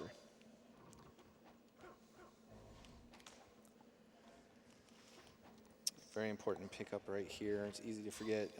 This guy has more incendiary shurikens, and those are going to be pretty valuable still. Yeah, and you can buy, like the incendiary shurikens, you can buy more arrows. I didn't think to do that. I thought you had to blow up that wall with the shuriken, but you can do that too. That's a lot faster. Yeah, that's why I actually kept it equipped from Chapter 10. Yeah. It's part of the... Oh my Oh, gosh. shut up. Dude, it was RNG manipulation. Yeah. It's fine. Yeah, I mean, you gotta respect this game because you get punished for stuff that you deserve to get punished for, and it punishes really hard for that. It's like, so if you fell on, you probably would have lost like 15 seconds or something like that. But I mean, it's not exactly holding your hand through the entire game at all. All right, so now I get full potions. Yeah.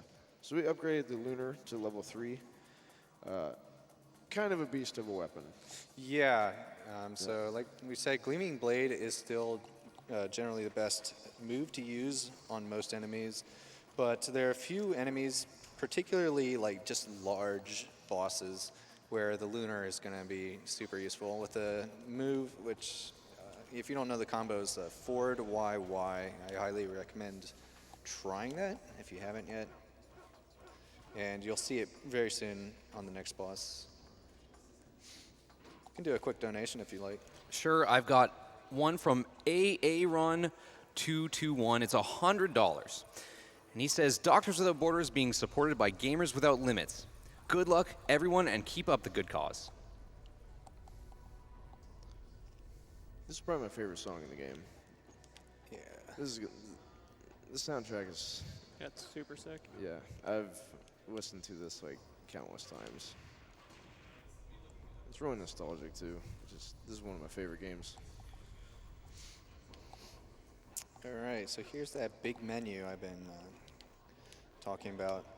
In front of this chest, what you can do, if you have full big potions, you can use one here and use that to get full health, but I mean, close enough.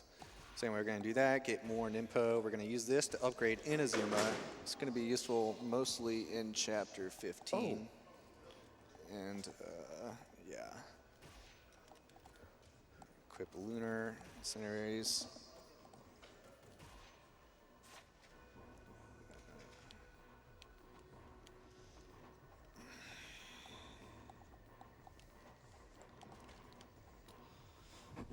Picking up the sword here, which is going to be used to allow me to access the boss of this level, which is pretty Monka-S as well. That's very, very Monka-S. Yeah. The difference between a good fight here and a bad fight can be a matter of like 5 minutes, or not 5 minutes. 5 minutes? Like 50 seconds is what I was thinking, like something like that. And you can use a lot of potions here if you're not careful, but the idea is you hit the legs, it brings the head down, use fire wheels, and then you can do a lot of damage with that combo I mentioned, forward YYY. Now, there is a finishing attack to that combo. Like, you can hit Y an additional time, and it will do like an ender, basically. But there is a lot of recovery on the ender. So what's Mike is not opting to do that. to basically save time. And the majority of the damage that's done was a during really that good fight. during that combo is usually the before you can do that ender. That was a sick boss fight. Thank you. You killed like Bone Dragon guy like version 2.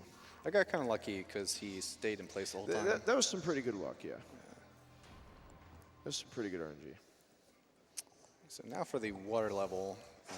Jolly Roger Bay. I hope you have a lot of donations ready for this one. Canis, as a matter of fact, I do. I have a $25 donation from Hector, not the trench coat guy.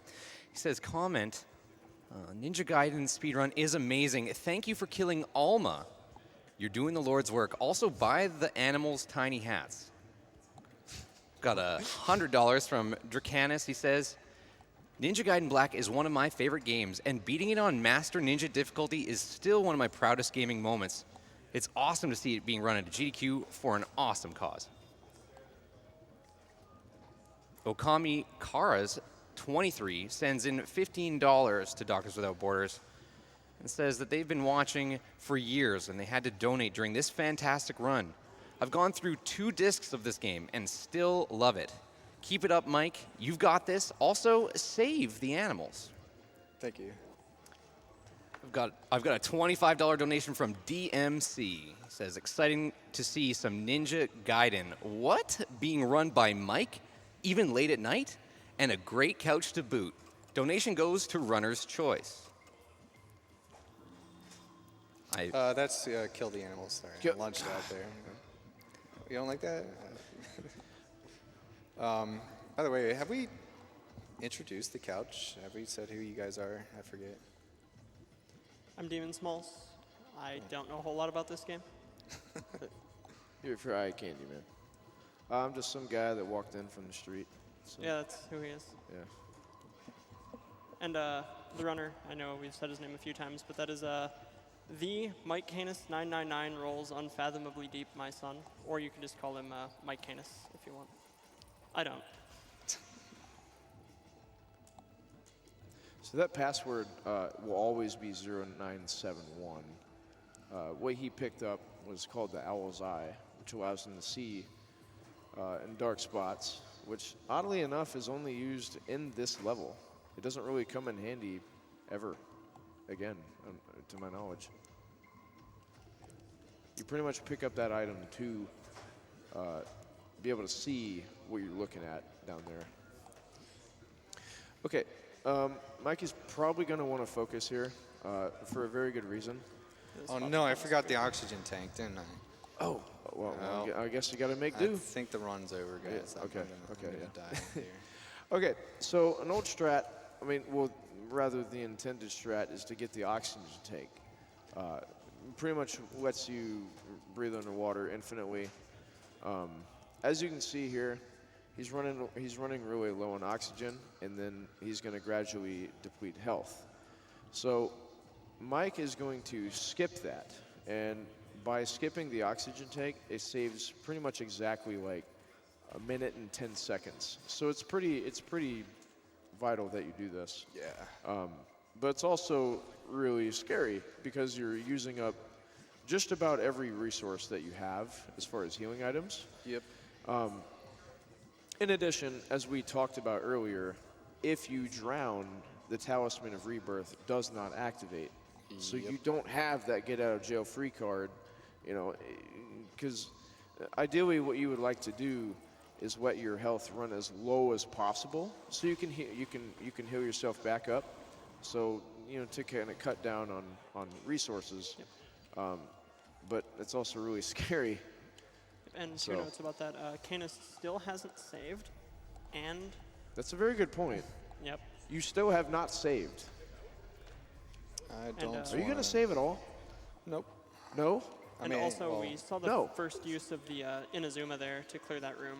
That move is pretty strong, Yeah. as Canis mentioned earlier. Yeah.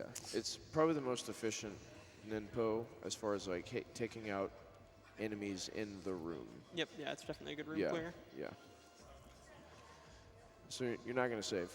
I have backup saves for like every part of the run. So Oh. at Yeah, worst he case, is- we'll just do that. He has like, I think he said like 19. 29. Yeah. Oh, wow. 29 saves. So yeah, no matter where anything bad happens, I can just get right back to it. Although of course that would sort of make it illegit. So I really hope that doesn't happen. So Invalid run, dude. yeah, dude. This might actually be on PB pace. So like kind of. World record. You're Yeah, gonna, dude, this is world record run right here. yeah. That'd be so sick if you got it, dude. I'm rooting for you, man. Same. That'd be awesome. This is called the Dive of Death. You're definitely supposed to have the oxygen tank for this, and by the end of it, I'm going to have only one big potion left over. This part is Monka-esque to the extreme. Yeah. Chad. This is where I was talking about earlier. You're going to be using a lot of your. Yeah. Like before, it was fine, but here is huge. Like if I fail to locate the start button, and then the run's in trouble. So starting now, health is going to start draining, and I want to, of course, try to milk this draining health as far as I can before using the potion, but don't want to go too far. So a little earlier than normal for marathon safety. So just use that and keep going. Yeah. And if you want that cage over there to the left, if you want to start running this yourself and have like more of an intermediate route, you can go into that cage first to get your oxygen back, and you'll only use 2 big potions that way. Yeah, it's of course a little bit slower, but still way faster than actually getting the oxygen tank. Yeah, it's probably about a 30-second difference. But at the cost of not having your run die. Yep. So after the most boring level in the game, we actually have one of the best bosses here, Samurai Darth Vader, aka Doku. Yeah, this guy's kind of a This beast. fight's really cool too. So using the Vigorian flails, not necessarily because of the damage they do, but the way this combo I'm using, which by the way is XYY, it's like the perfect length combo to where like your iframes during the combo always happen to be like right when he tries to attack you. So it's like it's doing the dodging for you basically. So it might be a little bit faster to use the Dragon Sword if you get basically lucky with it. Yeah, using the Gleaming Blade to get it's so risky because during that he can kill you. But you do a lot of damage during it. It's kind of. But yeah, another thing is if you play Mike Tyson's Punch Out, I see this game, this fight as basically that. Is Mike Tyson? Yeah, that guy, he chunked us pretty hard there. You generally never want to attack him unless he attacks first. So it's just a matter of dodge, stick and move, bite like a mosquito, whatnot.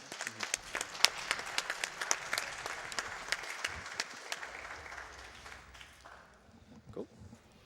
More donations. Actually, there's a really cool trick coming up at the start of this chapter. Then we can do them. So the mechanic to extend your height and horizontal gain, he's going to be using that right here to actually skip this insanely annoying puzzle. Yeah, it's so annoying. But all you need to do is this: throw a shuriken for more height, press Y, and you can pop right up there.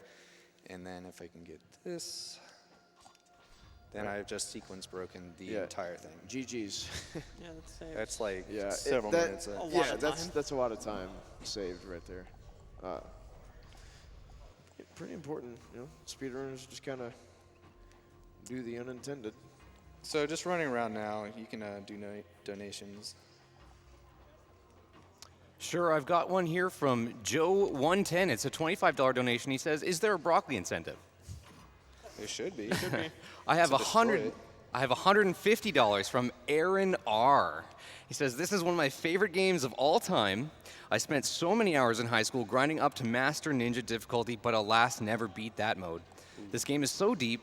I'd love for the crowd to hear more about things like the unique scoring systems and how the game changes with difficulty level." First of all, I mean, you gotta beat Master Ninja, man. That should be your new task for the week. Forget about work, school, whatever you're doing. Do that. Just quit your job. beat Master Ninja right now. Just drop everything.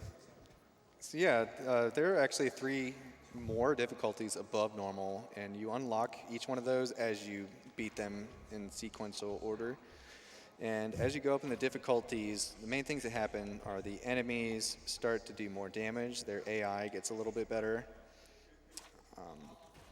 You can also, you can't carry as many potions, and that to me is probably the most painful part of it. Like, if you're accustomed to having 5 like full health potions wherever you go, then you can kiss that goodbye.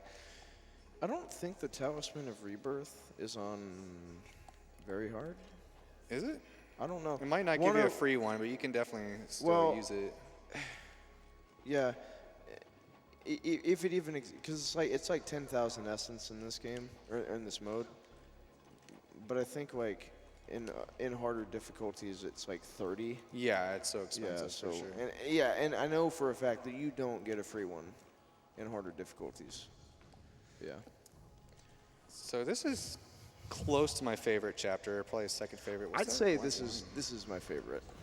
Yeah, it's really good. Yeah. Like dodging all this lava here is, well, a little difficult. As you Yo, can Ryu falling in lava. I was distracted by that Yeah, white no line. problem. No big deal. Even Mario jumps out of this stuff, but Ryu's just like, it burns, I guess. Oh no. He flinches a little. It's So I'm fine. gonna just skip here as well. Throwing shuriken to get a little extra height there. The little fetch quest you have to do here is you got to collect 4 pieces of iron ore, and what that'll allow you to do is you put him in this pot. And he's gonna go over to. There's interesting routing.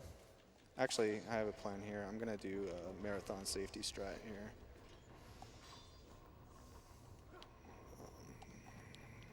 So from here, Oh, if you go up here, there's a chest that will refill my health, and it has 5,000 more essence. bro, you know more about this game than I do. What? Yeah, I don't recommend getting that if you're like really trying to go fast, but because it's a marathon, I want to be able to afford like extra potions, you know, in chapter 14 if I need them. Wow. Also, because I just am cheap and I didn't want to use a potion there, but I still should actually. So anyway, yep, fire and ice can coexist just fine in this cave. So Ryu's a blacksmith. And we're back to the ice. Although here's a newish kind of skip. First of all, I'm going to jump in here, take damage, hopefully not mess this up. There you go. Ooh, That was sick. Nice. Oh, That wasn't. denied. No, that's a classic, man. That's Uh-huh. I see. Oh, okay. nice. Yeah. Yeah. The deal is whenever you fall in the lava, that's the majority of the damage that you take from the lava. But if you stay in it, your health slowly drains. But obviously, repeatedly going into the lava is going to drain your health much faster. So that's pretty much what you want to avoid. Wow. Yeah. Hey man, he's just trying to train out, man. He's just slashing the sword. All right, so we're going to switch to Lunar again. It's good against this next boss here. That guy looks like a Kazu. What? Am I getting the good pattern? Yes, I got the pattern. Oh, never mind. Oh, I should have used fire wheels there. Sometimes you'll get a pattern during this fight where he actually just stands there until he's almost dead. He doesn't even do a move. So here we go, using iframes from fire wheels. And he's gone. Nice. Yeah.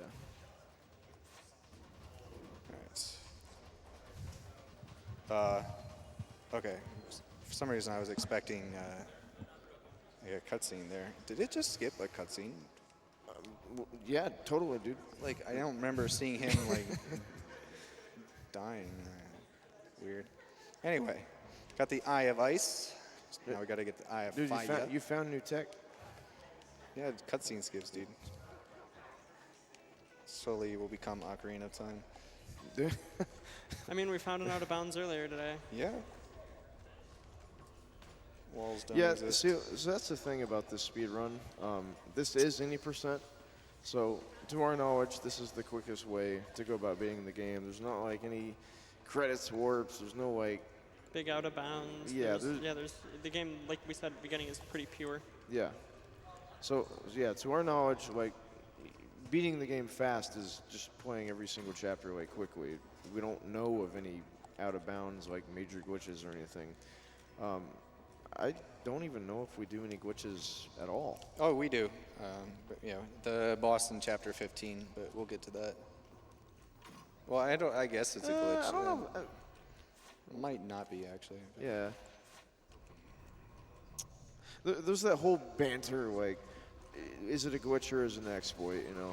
Yeah, So there's that. it would exist in bug limit. Let's just put it that way. Yeah. No, don't want to do that move. So I could have done a lot of damage there, but I didn't. So now There you go. we're fighting a fireworm. So we fought like 2 electric worms, and then we're fighting a fireworm. And this guy's a lot more deadly. Yeah, like his projectile attack is quite a bit harder to dodge. Yeah, it's like a huge ring, and it's got a massive hitbox. Yeah, fortunately, we didn't see it. All right, so here comes easily one of the scariest but also coolest strats in the run. It can sort of make or break the entire run, so I hope it goes well. I know what you're talking about, but I don't think I've ever seen it happen. Like, you know, Let's what I mean? just say Yeah. it's kind of crazy to do in a marathon, but Well, you haven't saved, so I mean, may as well. if you can locate the start button, then it should be okay. But you'd be surprised how easy it is to, like, you'll notice your health is too low, and I should probably use a potion, but nah, man, I got it, and then you're dead. You still got a talisman. Like, err on the side of overhealing in this game, I would say. All right, so yeah, I hope this goes well.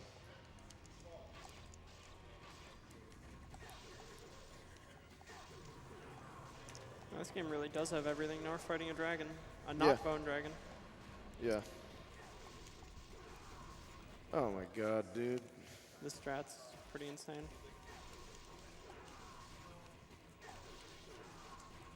Yeah, you can see the chunks of HP he loses when he goes in the lava right there. So Okay, that saves a lot of time. Yeah. That saves a lot of time. A lot of time, for sure. Yeah, that's crazy. Yeah, let me think about And if you what- notice there at the beginning, Mike was shooting the bow and arrow. There's like an odd chance that the arrows that he shoots can hit twice for some reason. And we're not really sure why that happens, but you know, it's obviously good. So Yeah, we're not there's really not much complaining. else you can do while it's coming Yeah, towards yeah, you. yeah. Ooh, that is a dang. Is it good? I Yeah, don't that even is know. a sick time. Yeah. Oh yeah. So here comes Alma 2. Fortunately, we still have the Talisman of Rebirth, but coming up next is a boss that can kill you so fast you won't even like realize it's happening. You'd be like, oh, game over. Yeah. Not to mention killing her. Like, Right? yeah, it's not easy. yeah. So yeah, if this were like a PB attempt and I knew I was like on pace, which I might be, but I don't know, so I'm just gonna ignore that. You're on world record pace, Mike. Definitely not. But Yeah. basically, this boss is normally gonna make or break the entire run. I'm not as Yeah. worried about it today because of all the potions I still have, but Yes. sometimes you'll only have one potion to use. Yeah, see, like, this game's, it's pretty hardcore because, like, this, we're like, I mean, we're going to be like an hour and a half in, and you can be on, like, some sick pace and just get completely horrible luck on this upcoming boss, and your run's over. And it's like an hour and a half reset. It's pretty rough, you know? Yeah. So you got to go back and do this and the whole thing again. You know, let's go down there. That hole, like, just it really wants to pull me under. Let's drag you into the shadow realm. I've actually fallen that hole more times Oh, than I've done I'd like that. to Yeah. Absolutely. like to admit. But this chapter has a lot of just like backtracking, so feel free to do donations. Absolutely. We've got so many that I really want to read here. This one's from Dr. Dom Von Doom. It's a $25 donation. And they say, Ninja Gaiden Black destroyed me as a younger man, and seeing this has made me dig into my closet and begin to exact my revenge. Also, that vinyl will look really nice between my Ocarina of Time vinyl and Banjo-Kazooie soundtrack vinyl and kill those animals. Got a $25 donation from Easeweeze. They say, my friends and I have been talking about how much we want to see this run at a GDQ, but how it would make us all feel like inadequate gamers. Good luck to Mike on this run and save the animals. Got a $25 donation here from Grand Moore. He says, hey GDQ, a longtime watcher, first time donator. This Ninja Gaiden Black is making the game look easy. Great run. Keep up the good work, MikeKanis. Donation goes towards naming the Prinny Dude. What? It's a Disgaea thing. It's Ninja Man X sends in $25 and says, do you guys not know the conspiracy theory? They're trying to cover it up, but broccoli is flat. Wow. We still like the broccoli donations. I have another one. Spencer W. Hall, again on the broccoli, sends $40.60, and he says, thank you for reading my previous donation, although that one was a lie. Broccoli is actually a vegetable. However, not eating broccoli is like skipping leg day, and I know you guys would never do that. Never. All right, so this is like the main quest of the entire game. You're pretty much going to be collecting all these tablets. And after we get all three, quite frankly, if you're playing this game casually, it's pretty easy to miss like 1 or 2 tablets, and then you're just kind of like looking up a walkthrough, like, you know, what happened? Like, what do I do? Because you've missed the tablets. So you have to place them there. And then we kind of have a blast from the past and get the best weapon in the game, the true dragon sword. And this is when Ultra Instinct Ryu happens. It actually, you know what? It does kind of look like that, like the glow to it. Yeah. It's definitely got the. Yeah, this is when stuff goes down, for sure. Yeah, so entering Alma 2, yeah, I'm definitely going to be focusing pretty hard on But this still, one. Alma 2 is a bad fight.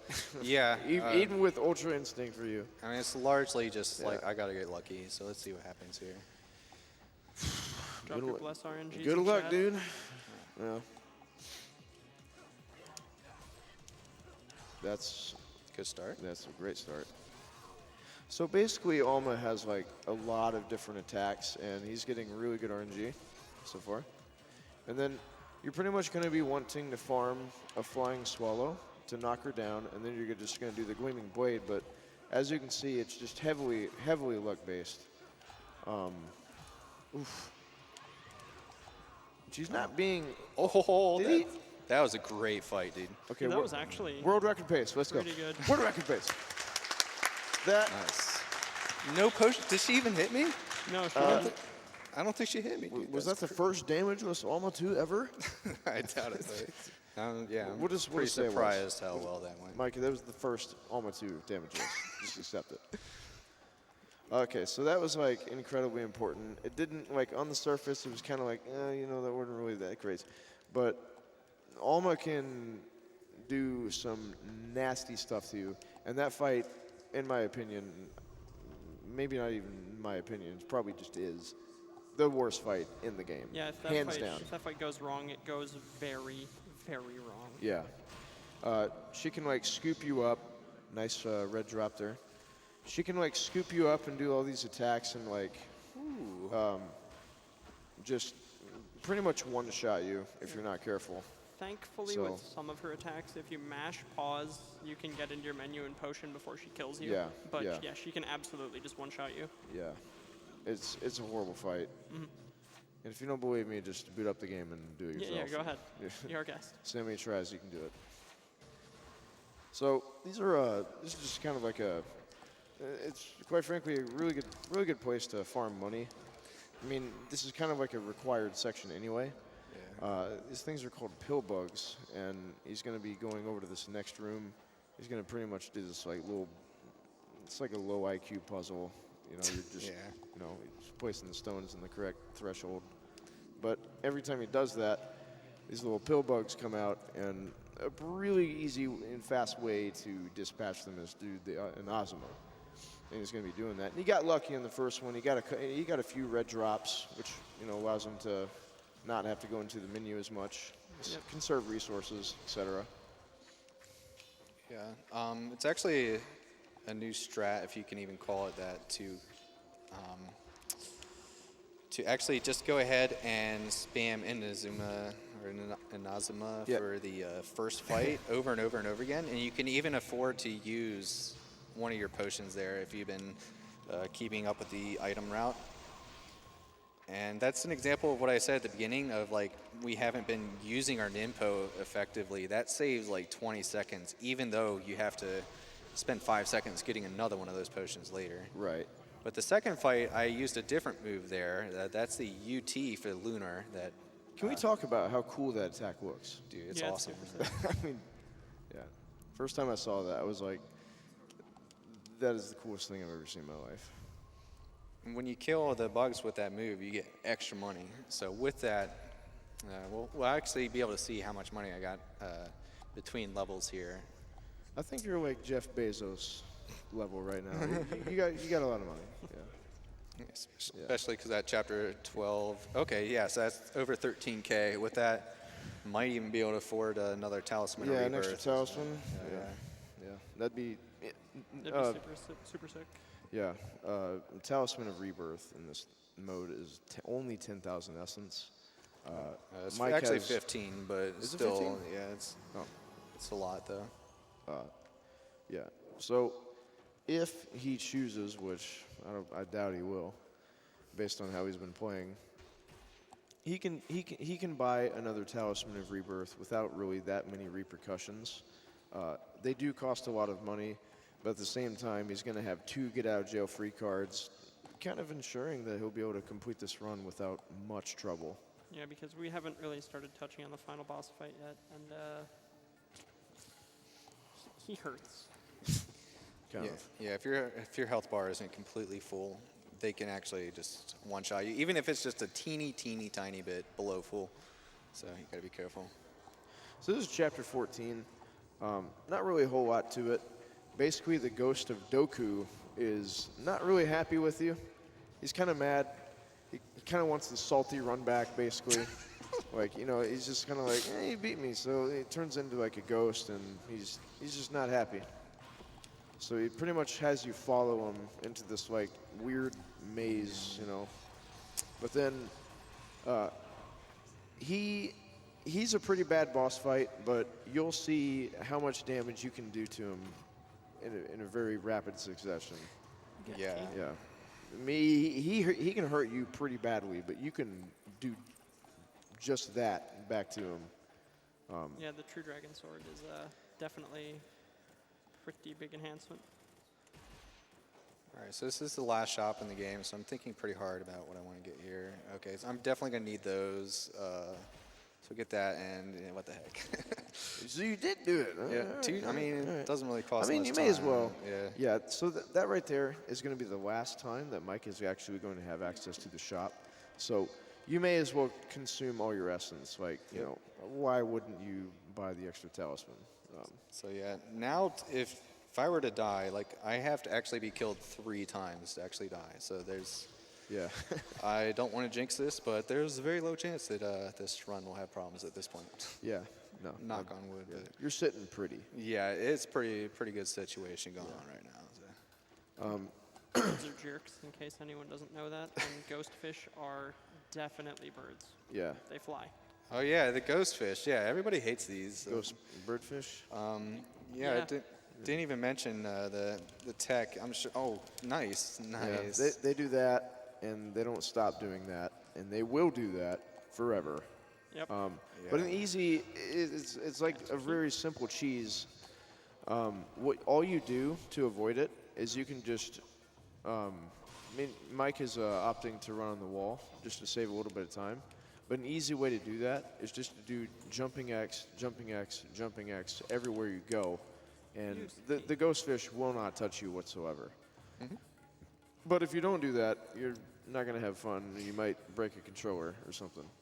Yeah, I think most people, what they do, and I certainly did for many years, is bust out like the flails and basically fight them all until they're gone. Well, they like infinitely respawn, I think, don't they? After like, it depends on the area. Yeah.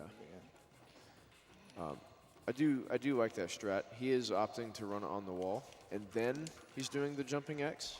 Yeah, it's a little more distance with speed. Yeah, because as you can see there, the jumping X definitely has like at least a second of recovery. So by Mike running on the wall like that, he's saving some precious seconds versus not having to deal with like the massive recovery. No, dude. Yeah, they're annoying. I tried to And jump there, and I ran on the wall too long to actually jump off of it. There you go. All right, definitely should use a potion here. I know I have 2 talisman, but yeah, I'm hoping to just keep those, to be honest. So. All right, getting in that door can be a pain. Yeah. So here's Yeah, Doku yeah. 2, that So this glass is cannon. this is probably the most DPS you'll be able to do on a boss in the game. See that? So here's a new safe strat I do, is I go to a distance. When you get far enough away from him, you bait him into doing a charge. See right there? Jebait. Exactly. And when he charges at you, he can't defend himself. So look, there, he's ready to charge. When he gets in my face, boom. Man, this might PB. No, it's gonna world record. It's going to world record. World record. That Alma 2 fight pretty much set in stone. You're gonna Yeah, world record. that's You're gonna record. good. Don't choke. Chapter 15, dude. Just have a perfect chapter 15. Yeah, no it's big deal. easy. Yeah, It's the hardest Easy game. hardest chapter in the game. No joke. Yeah. We're like spouting out some memes here, but like chapter 15 is by far the most difficult, enduring chapter in the game, without Nightmarish is a question. good word. Without question, it's very long and has pretty much a chain of boss fights where I mean, not that it matters. He's not going to save, but I mean, you can't save during like you get one save point and then you have to fight like 10 minutes of like boss fights and you have to do all this stuff. But you'll see for yourself how bad this chapter really is. An average time for chapter 15 in a speed run probably be like 13, 14 minutes. Yeah. So you can kind of base it off of that. That's like 13, 14 minutes of intense, like non-stop, like Monka-esque like action that you have to deal with, and this is 100% like the biggest run killer in the speed run. Yeah, and you can be a minute ahead and easily just fall behind. Yeah. Just one fight at a time, because this chapter has so many forced encounters. You actually have to fight things, not run by them. Yeah.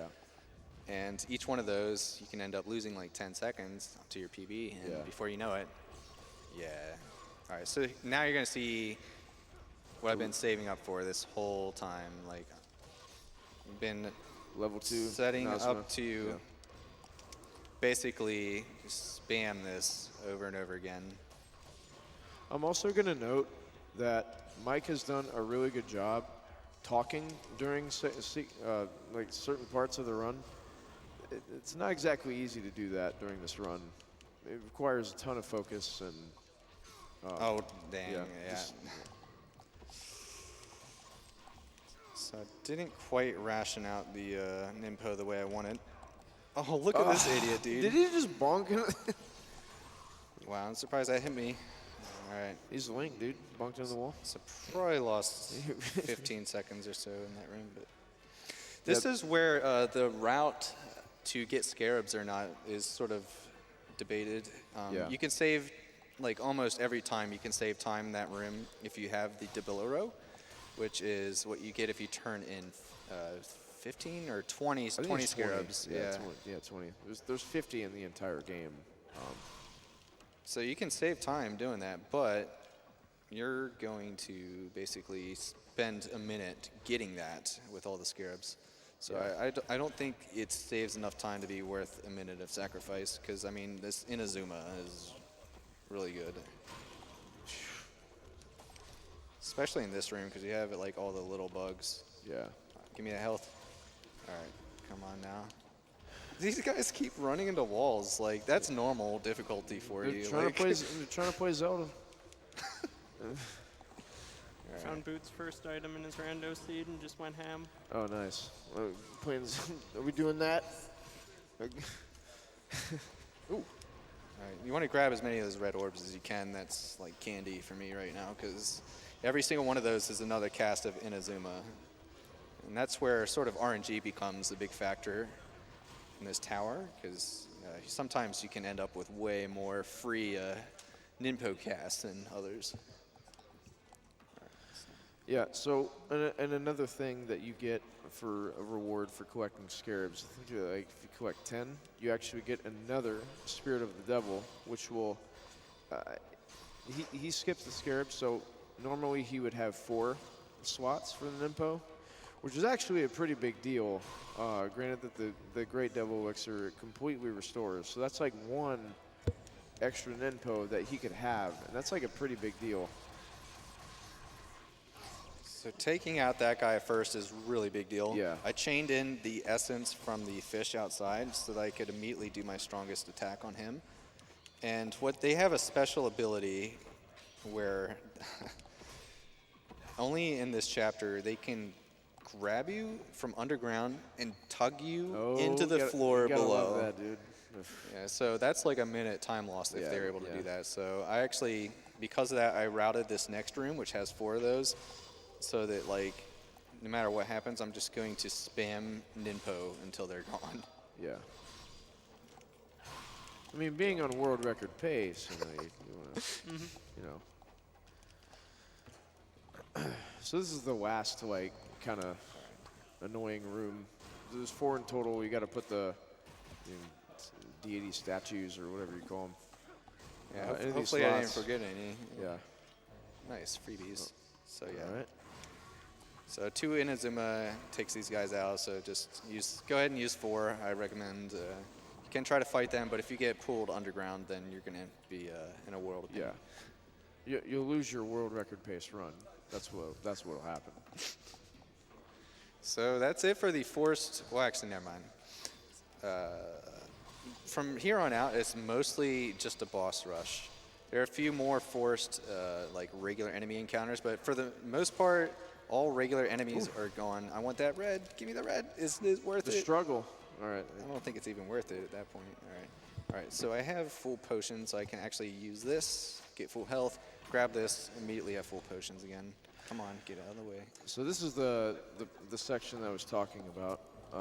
We're going to be doing this room, and then after we complete a series of like fighting the little purple dudes, we're going to go into another room.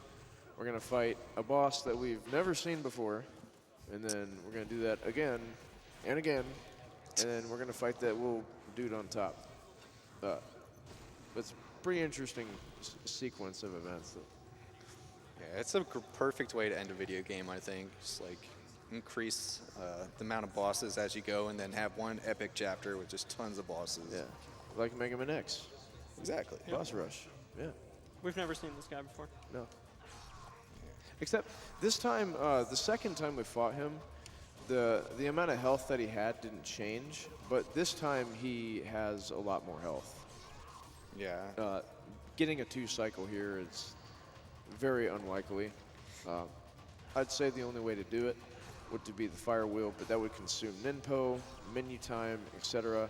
So it's probably just worth it to not worry about the 1 cycle or the 2 cycle. Yeah, and the best segmented run, because people do run segmented runs. They didn't get 2 cycle on this guy. Segmented runs. I know, right? Yeah. Oh, nice. Yeah, I was very lucky. You're getting pretty lucky with the red drops, dude. That's what I was banking on, man. Yeah, well, Everything in this run has been pretty lucky, but there are a couple more very important luck-based things, and one of them will be happening with this soy boy right here. you just said that. We'll see. Something interesting is going to hopefully happen to that guy in about a minute. These guys are very annoying. Oh, so you don't opt to use the Inazuma in this fight? Yeah, because you only get 2 spawn at once, and if you get good ET techniques, you can take them out faster. Yeah. So yeah, there's only 7 of them. Yeah. All right, I'm gonna switch to fire wheels I for agree. this, just as safety. Yeah. I'm even tempted to heal. Like, look at my health. Just so you know, like, how crazy this game can be, like, I might actually need to heal with that much health to not get killed in one hit to this thing right So here. another brand new boss. You know. Hey, that guy looks like a Kazu. See, that was... Deja vu. All right, I'm going to use one of these. Now you need to heal for sure. Yeah. Yeah. If he gets you with the grab mainly, He's a big boy. if the grab will almost one-shot you with full health. Yeah. With that attack, Oh, just one. it's like half of it. So Yeah. this move right here is very annoying. Yeah. He becomes invulnerable when he does this. Wow, nice Yeah. dude. It's probably about 5 seconds of time lost. You know, just so there was like 15 seconds gone right there versus damage he could have done. So in addition to the long, difficult, enduring, you also have like a bit of RNG, which hopefully this next boss fight We'll go the way we'll we wanted we'll to. go pretty well. And Yeah. this is a huge exploit, and if he gets it like really quickly, it's gonna be so hype. Oh, I hope so. Yeah. All right. I do actually sort of use an audio cue for this, though, so I'm going to want to listen to this. That's it. I didn't do it. I thought he was going to. If he's- I saw that, was like, oh my god, dude. It's always after he does a volley of fireballs. Of course. I'm waiting for him to use a certain move. This one.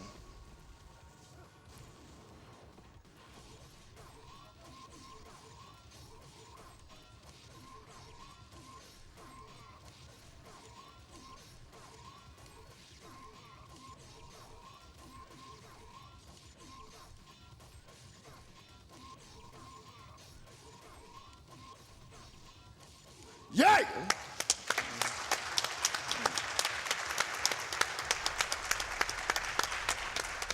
It's so satisfying to do, right? That's so Yeah. sick. So that's the thing I was talking about where I'm not sure if you could really call that a glitch. I think it's basically a glitch. If you use the, where's the exit, please? Okay. If you use the Inazuma, when he's in the middle of that dive bomb attack with the right timing, the lightning will hit him right as he lands. And for whatever reason, that keeps him stun locked so long as you continue to hit him without much time between hits. I don't want those. It's a pretty major exploit. Ooh, I mean, don't use that. Okay, hold on. Yeah, it's a massive exploit, quite frankly. And versus trying to fight him regularly, I mean, there's a few different ways. You can do the lunar, you can do the Buster Sword method. You can fight him, but that's obviously the fastest. And at first, we thought he was going to do that attack and he was going to get basically the God RNG.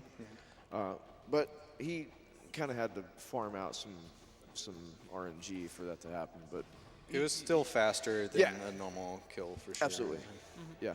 And here we are now in the climax. And you still haven't saved. Yeah, all that's left in the whole game is we have 2 bosses, an escape sequence, and then the final boss. So get hype. All right, starting with the Emperor.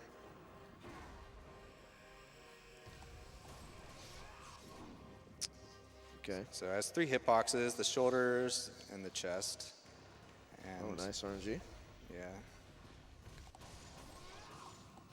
All right. Oh no. Bear in mind, I still have those Talisman of Rebirth. Also, after the first time you stun, oof, that was so close to being like a really good thing. All right. Come on, get close. Get close.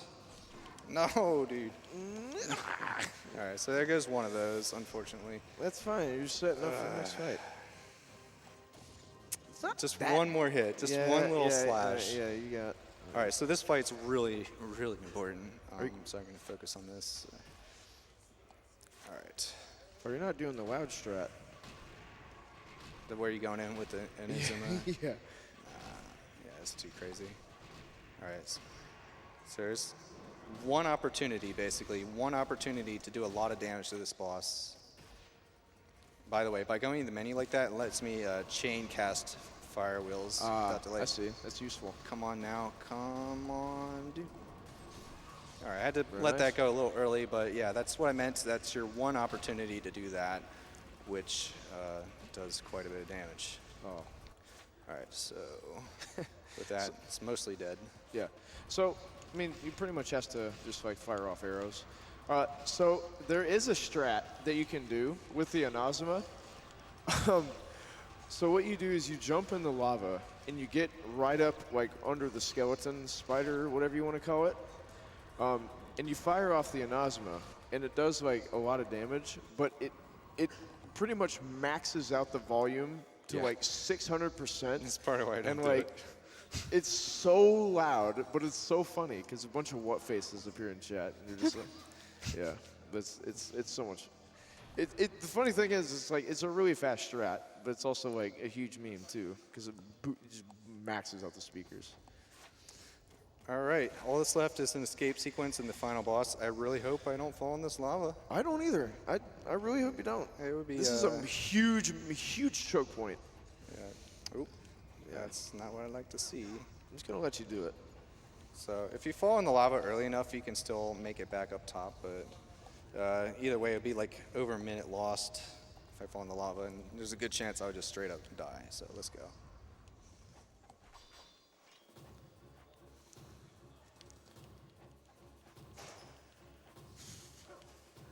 Ooh, that was close. Yeah. I'm gonna be extra careful here.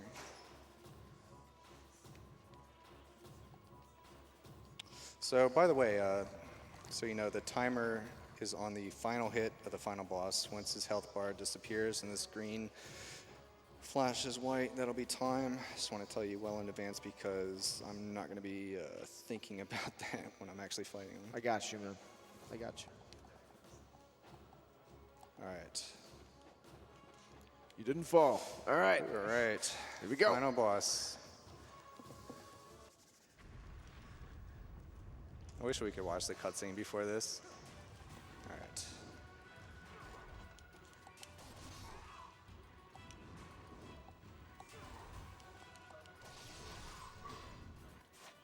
I'm gonna play it super safe here and even use potions at that much health. I know I still have another talisman, but I don't even want to use it if I can help it.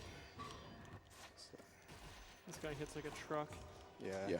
And he's one of the few bosses where you can't like predictably get an attack in safely. Like he has such low recovery on his hits that, by the way, time is like coming up right now. Time. That's a PB. It probably is a PB. Yo, nice, yeah. It is He's got a PB, dude. Yeah. Yo. That's what I like to see, man.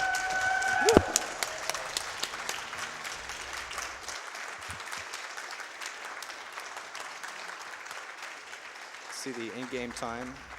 Yeah, it's even an in-game time PB. So yeah, some people go by that more so than Yeah, RTA. yeah. But yeah, that's pretty good. That's Ninja Gaiden Black for you guys. That is the best game ever made, Ninja Gaiden Black, by MikeKanis. Yep, thank you very much, guys. Shout outs to the Chronic crew, Rolling Deep crew, people in the whatever Discord, all the people who follow my stream, my family, my friends.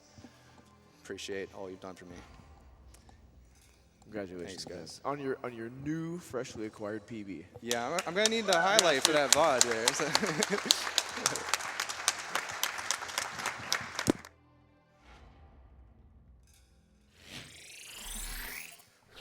We just had a fantastic run from MikeKanis of Ninja Gaiden Black. He PB'd his new personal best for Mike. I feel bad because we talked nonstop about broccoli the whole time. We're going to bring the stream down really quick. We'll be right back for you guys. We're going to fix a few issues, and we'll be back in a matter of seconds, so make sure you stay tuned.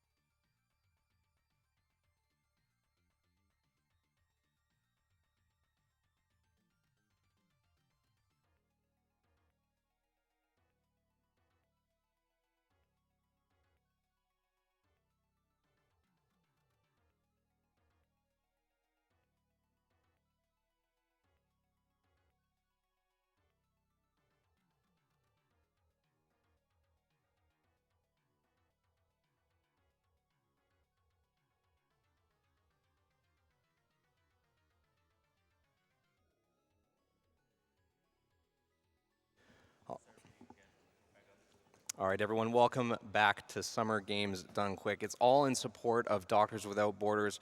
We're here taking donations and showing off just fantastic running skill of video games, our favorite video games. We just watched Ninja Gaiden Black from MikeKanis. Just a great run there. We have another Ninja Gaiden game coming up. This time it's going to be Aquas who's running it as the beginning of the sort of half ninja, half NES block. But I have a ton of donations I want to read. I want to get to all of these donations. We had so many come in for that run. It was just an awesome run to behold and to be a part of. Obviously, everyone else thought so too. Here's a donation from John122. Sends $50 to Doctors Without Borders. Says, love this game. And remember, Ryu is strong because he eats his fruits and or vegetables or whatever broccoli is. All right, I'm glad that Ninja Gaiden Black is over. Hopefully we can calm down on the broccoli. But then again, who am I to say if you keep donating? We have a $25 donation from Kyle Degradable. Says, I never played Ninja Gaiden Black. I went to buy it and saw it on Xbox Game Pass. So here's the money that I would have spent. Thank you very much for your $25, Kyle. We have a $50 donation from Peachy Floof. Peachy tells us that I need to wake up in 5 hours for work, but catching my first live GDQ with my partner is too good to pass up. Good luck to all the runners. Tough Skelemundo sends $15 to Doctors Without Borders and says, so sad my Xbox died. Wish I could play this again after seeing this run. Go, Mike.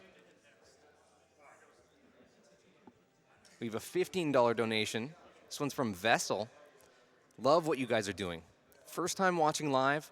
Before, I just binged multiple YouTube runs. And you can actually see our VODs from past GDQs on YouTube. They're all up there, as well as in, I think, Twitch VODs as well.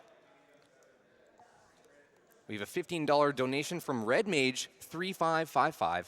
Just says, Poyo, Poyo, Poyo, Poyo, Poyo, Poyo, Poyo, Poyo. Bjorn Means Bear sends in $15. Says, first donation of several to come. I've been watching the GDQ events for the last 5 years now and have been donating to them ever since. I wish all the runners blessings from RNGesus himself. Hype! And put this donation towards the X2 Buster Only run because that sounds like a lot of frustration and a lot of fun. And I want to remember that you can actually choose to send your donations in to support additional content. One of the donation bid wars that was met recently was the Gimmick run, and Aquas is going to be running that one after he's finished with Ninja Gaiden. So if you've ever seen Gimmick for the NES, make sure you stick around and watch it. If you've never seen it, then you definitely need to watch this game. It's fantastic. It's cute. There's a lot of tech to it, a lot of speed tech, and he's got tricks that have never been seen at a GDQ stage before. Hopefully he can pull them off. Like I said, that's Gimmick, and it's coming up right after Ninja Gaiden. So very happy that we met that donation incentive for Gimmick, which was, I believe it was Best Ending. Yes, we did meet that one. So congratulations, everyone. And just want to talk again about the Mega Man X2 Buster Only incentive. That's going to go on tomorrow night at about 10 p.m. local time. So just before the end of the day tomorrow here in Minneapolis. And that is, I think it requires about $25,000 for that one. And how far are we away from it? I think we've only got about $1,200. Yes, $1,200 on the dot. So that means we need to get, loose mental math here, we need to get $23,800. Oh, that took a long time. So make sure you keep the donations up. We got to get that one met by tomorrow. We have less than 24 hours on that. I'm going to get back to reading some more donations for you. Dragon Ruby sends in $15. Says, first time donation, 3rd year watching. It's such a great cause, and I'll gladly donate to it whenever I can. Keep up the good work. I have a $10 donation from Wind High. Says, this commentator is awesome. Here you go, man. Hey, thanks, Wind High. Appreciate that. Anonymous sends in $25. Says, awesome games done by awesome people. Love your work. Well, thank you very much, Anonymous.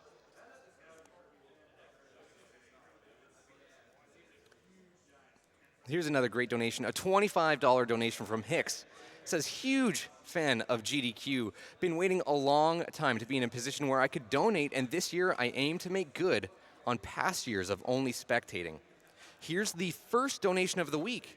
Thanks for all that you do, and put mine towards that Mega Man X Buster-only run. Well, thank you, Hicks, and we certainly will. Thank you. Scarlet239 sends in $200. I've been waiting to read this one practically all that run. She just says, or Scarlet just says, thanks for all that you do. And it is our pleasure, Scarlet. We love showcasing these games, and we love raising money for Doctors Without Borders. Jay, I guess it's Stephen J. He sends in $205.02. Happy to donate to this great cause. Shoutouts to the 502 crew. Thank you, Stephen.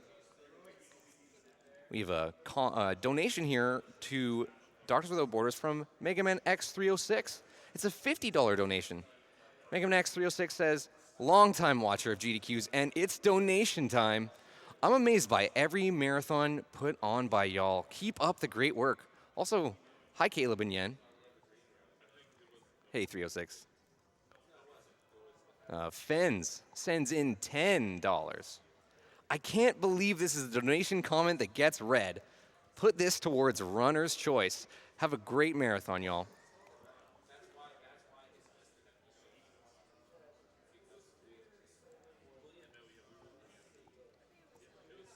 I want to take a quick moment to tell you about one of our sponsors. The Yeti has been supporting Games Done Quick events since 2012. And trust me, you'll be hearing lots more from the Yeti as the week goes on, as they generously donate the money earned from the GDQ shirts that they have exclusively on their website right now. That's THEYETEE.com. So the Yeti, like TEE. They have great shirts up on there right now. They've got exclusive ones for SGDQ, as I mentioned.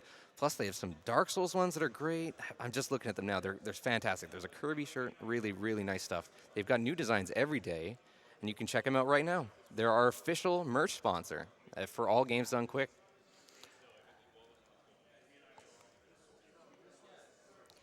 So here, what is this true? Anonymous sends in $5 and says, that $40.60 donation. Did anyone catch that 4060 is the Protos code for broccoli? Okay, I didn't. I didn't. I'm not gonna lie, I had no idea. Just whoosh over my head. Corrosive Frost sends in $15 and says, great Ninja Gaiden Black run, and it absolutely was.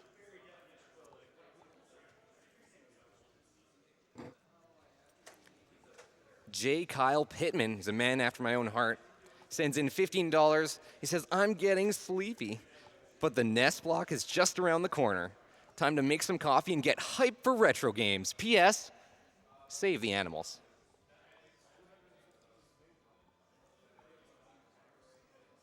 Oh, Edgy Ninja sends in $15 and says, I can attest to the focus it takes to play this game. Of course, he's talking about Ninja Gaiden Black. This brings back memories of self-taught anger management. Thanks for the flashbacks while watching your awesome run.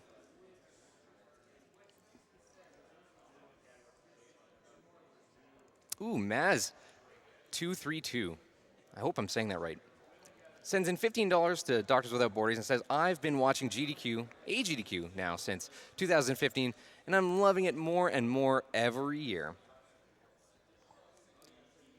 Spoolie Guy sends in $25. Thanks, Spoolie Guy. Spoolie Guy says, first time catching a GDQ live. I wanted to save those frames, but my wife tells me we need to save the animals instead. Do we? Rick23 sends in $25 and says, fondly remember passing the controller back and forth with my buddy all hours of the night trying to beat this game. I haven't played it in years. This brings back so many memories. Thanks, Mike. Wooney sends us a $5 bill. Love what you do. Here's to a great SGDQ. And of course, all of the donations, every single cent is going to go directly to Doctors Without Borders. It's a fantastic organization. They do great work all over the world.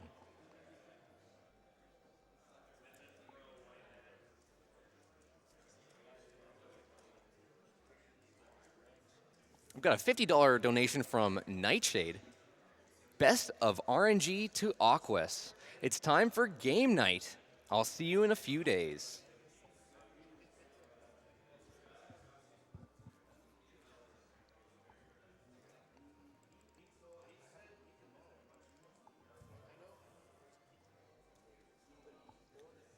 Fiend75002 sends in $15.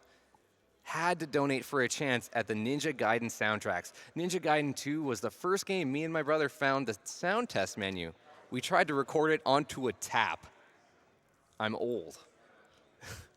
Fiend, I don't know what a tap is, and I'm 30, so I don't know what to tell you, man. But you might be old.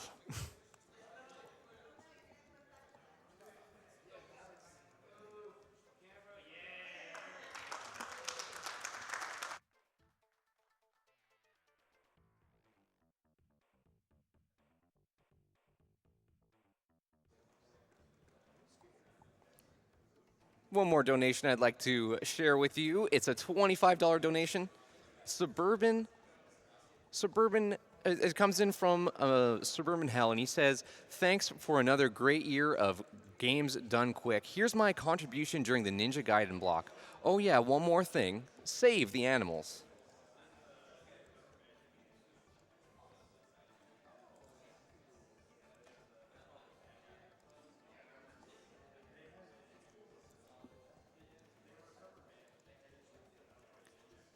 Just a reminder that we've got a nest block coming up, and it's going to start with Ninja Gaiden. This one's, of course, being run by Aquas. He's a master, to say the least. So you definitely want to stick around and watch this block. And remember to keep donating. Everything that you can send in helps, and it goes directly to Doctors Without Borders.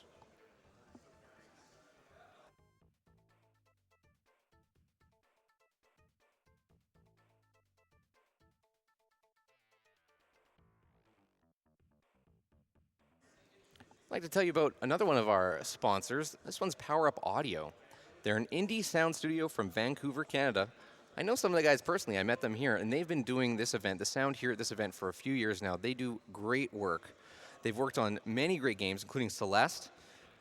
They've also done Crypt of the Necrodancer. They do fantastic soundtracks and game audio, so some things like sound effects. You should see the kind of work that it goes into. Their website actually shows a lot of images of what it looks like to record that audio. There's, I think, pictures of a hammer smashing a watermelon, like a Gallagher video, and they're trying to get the audio. They got it all mic'd up. It's great, and so you can learn lots about it on their website. And of course, it's Powerup Audio. They're great guys.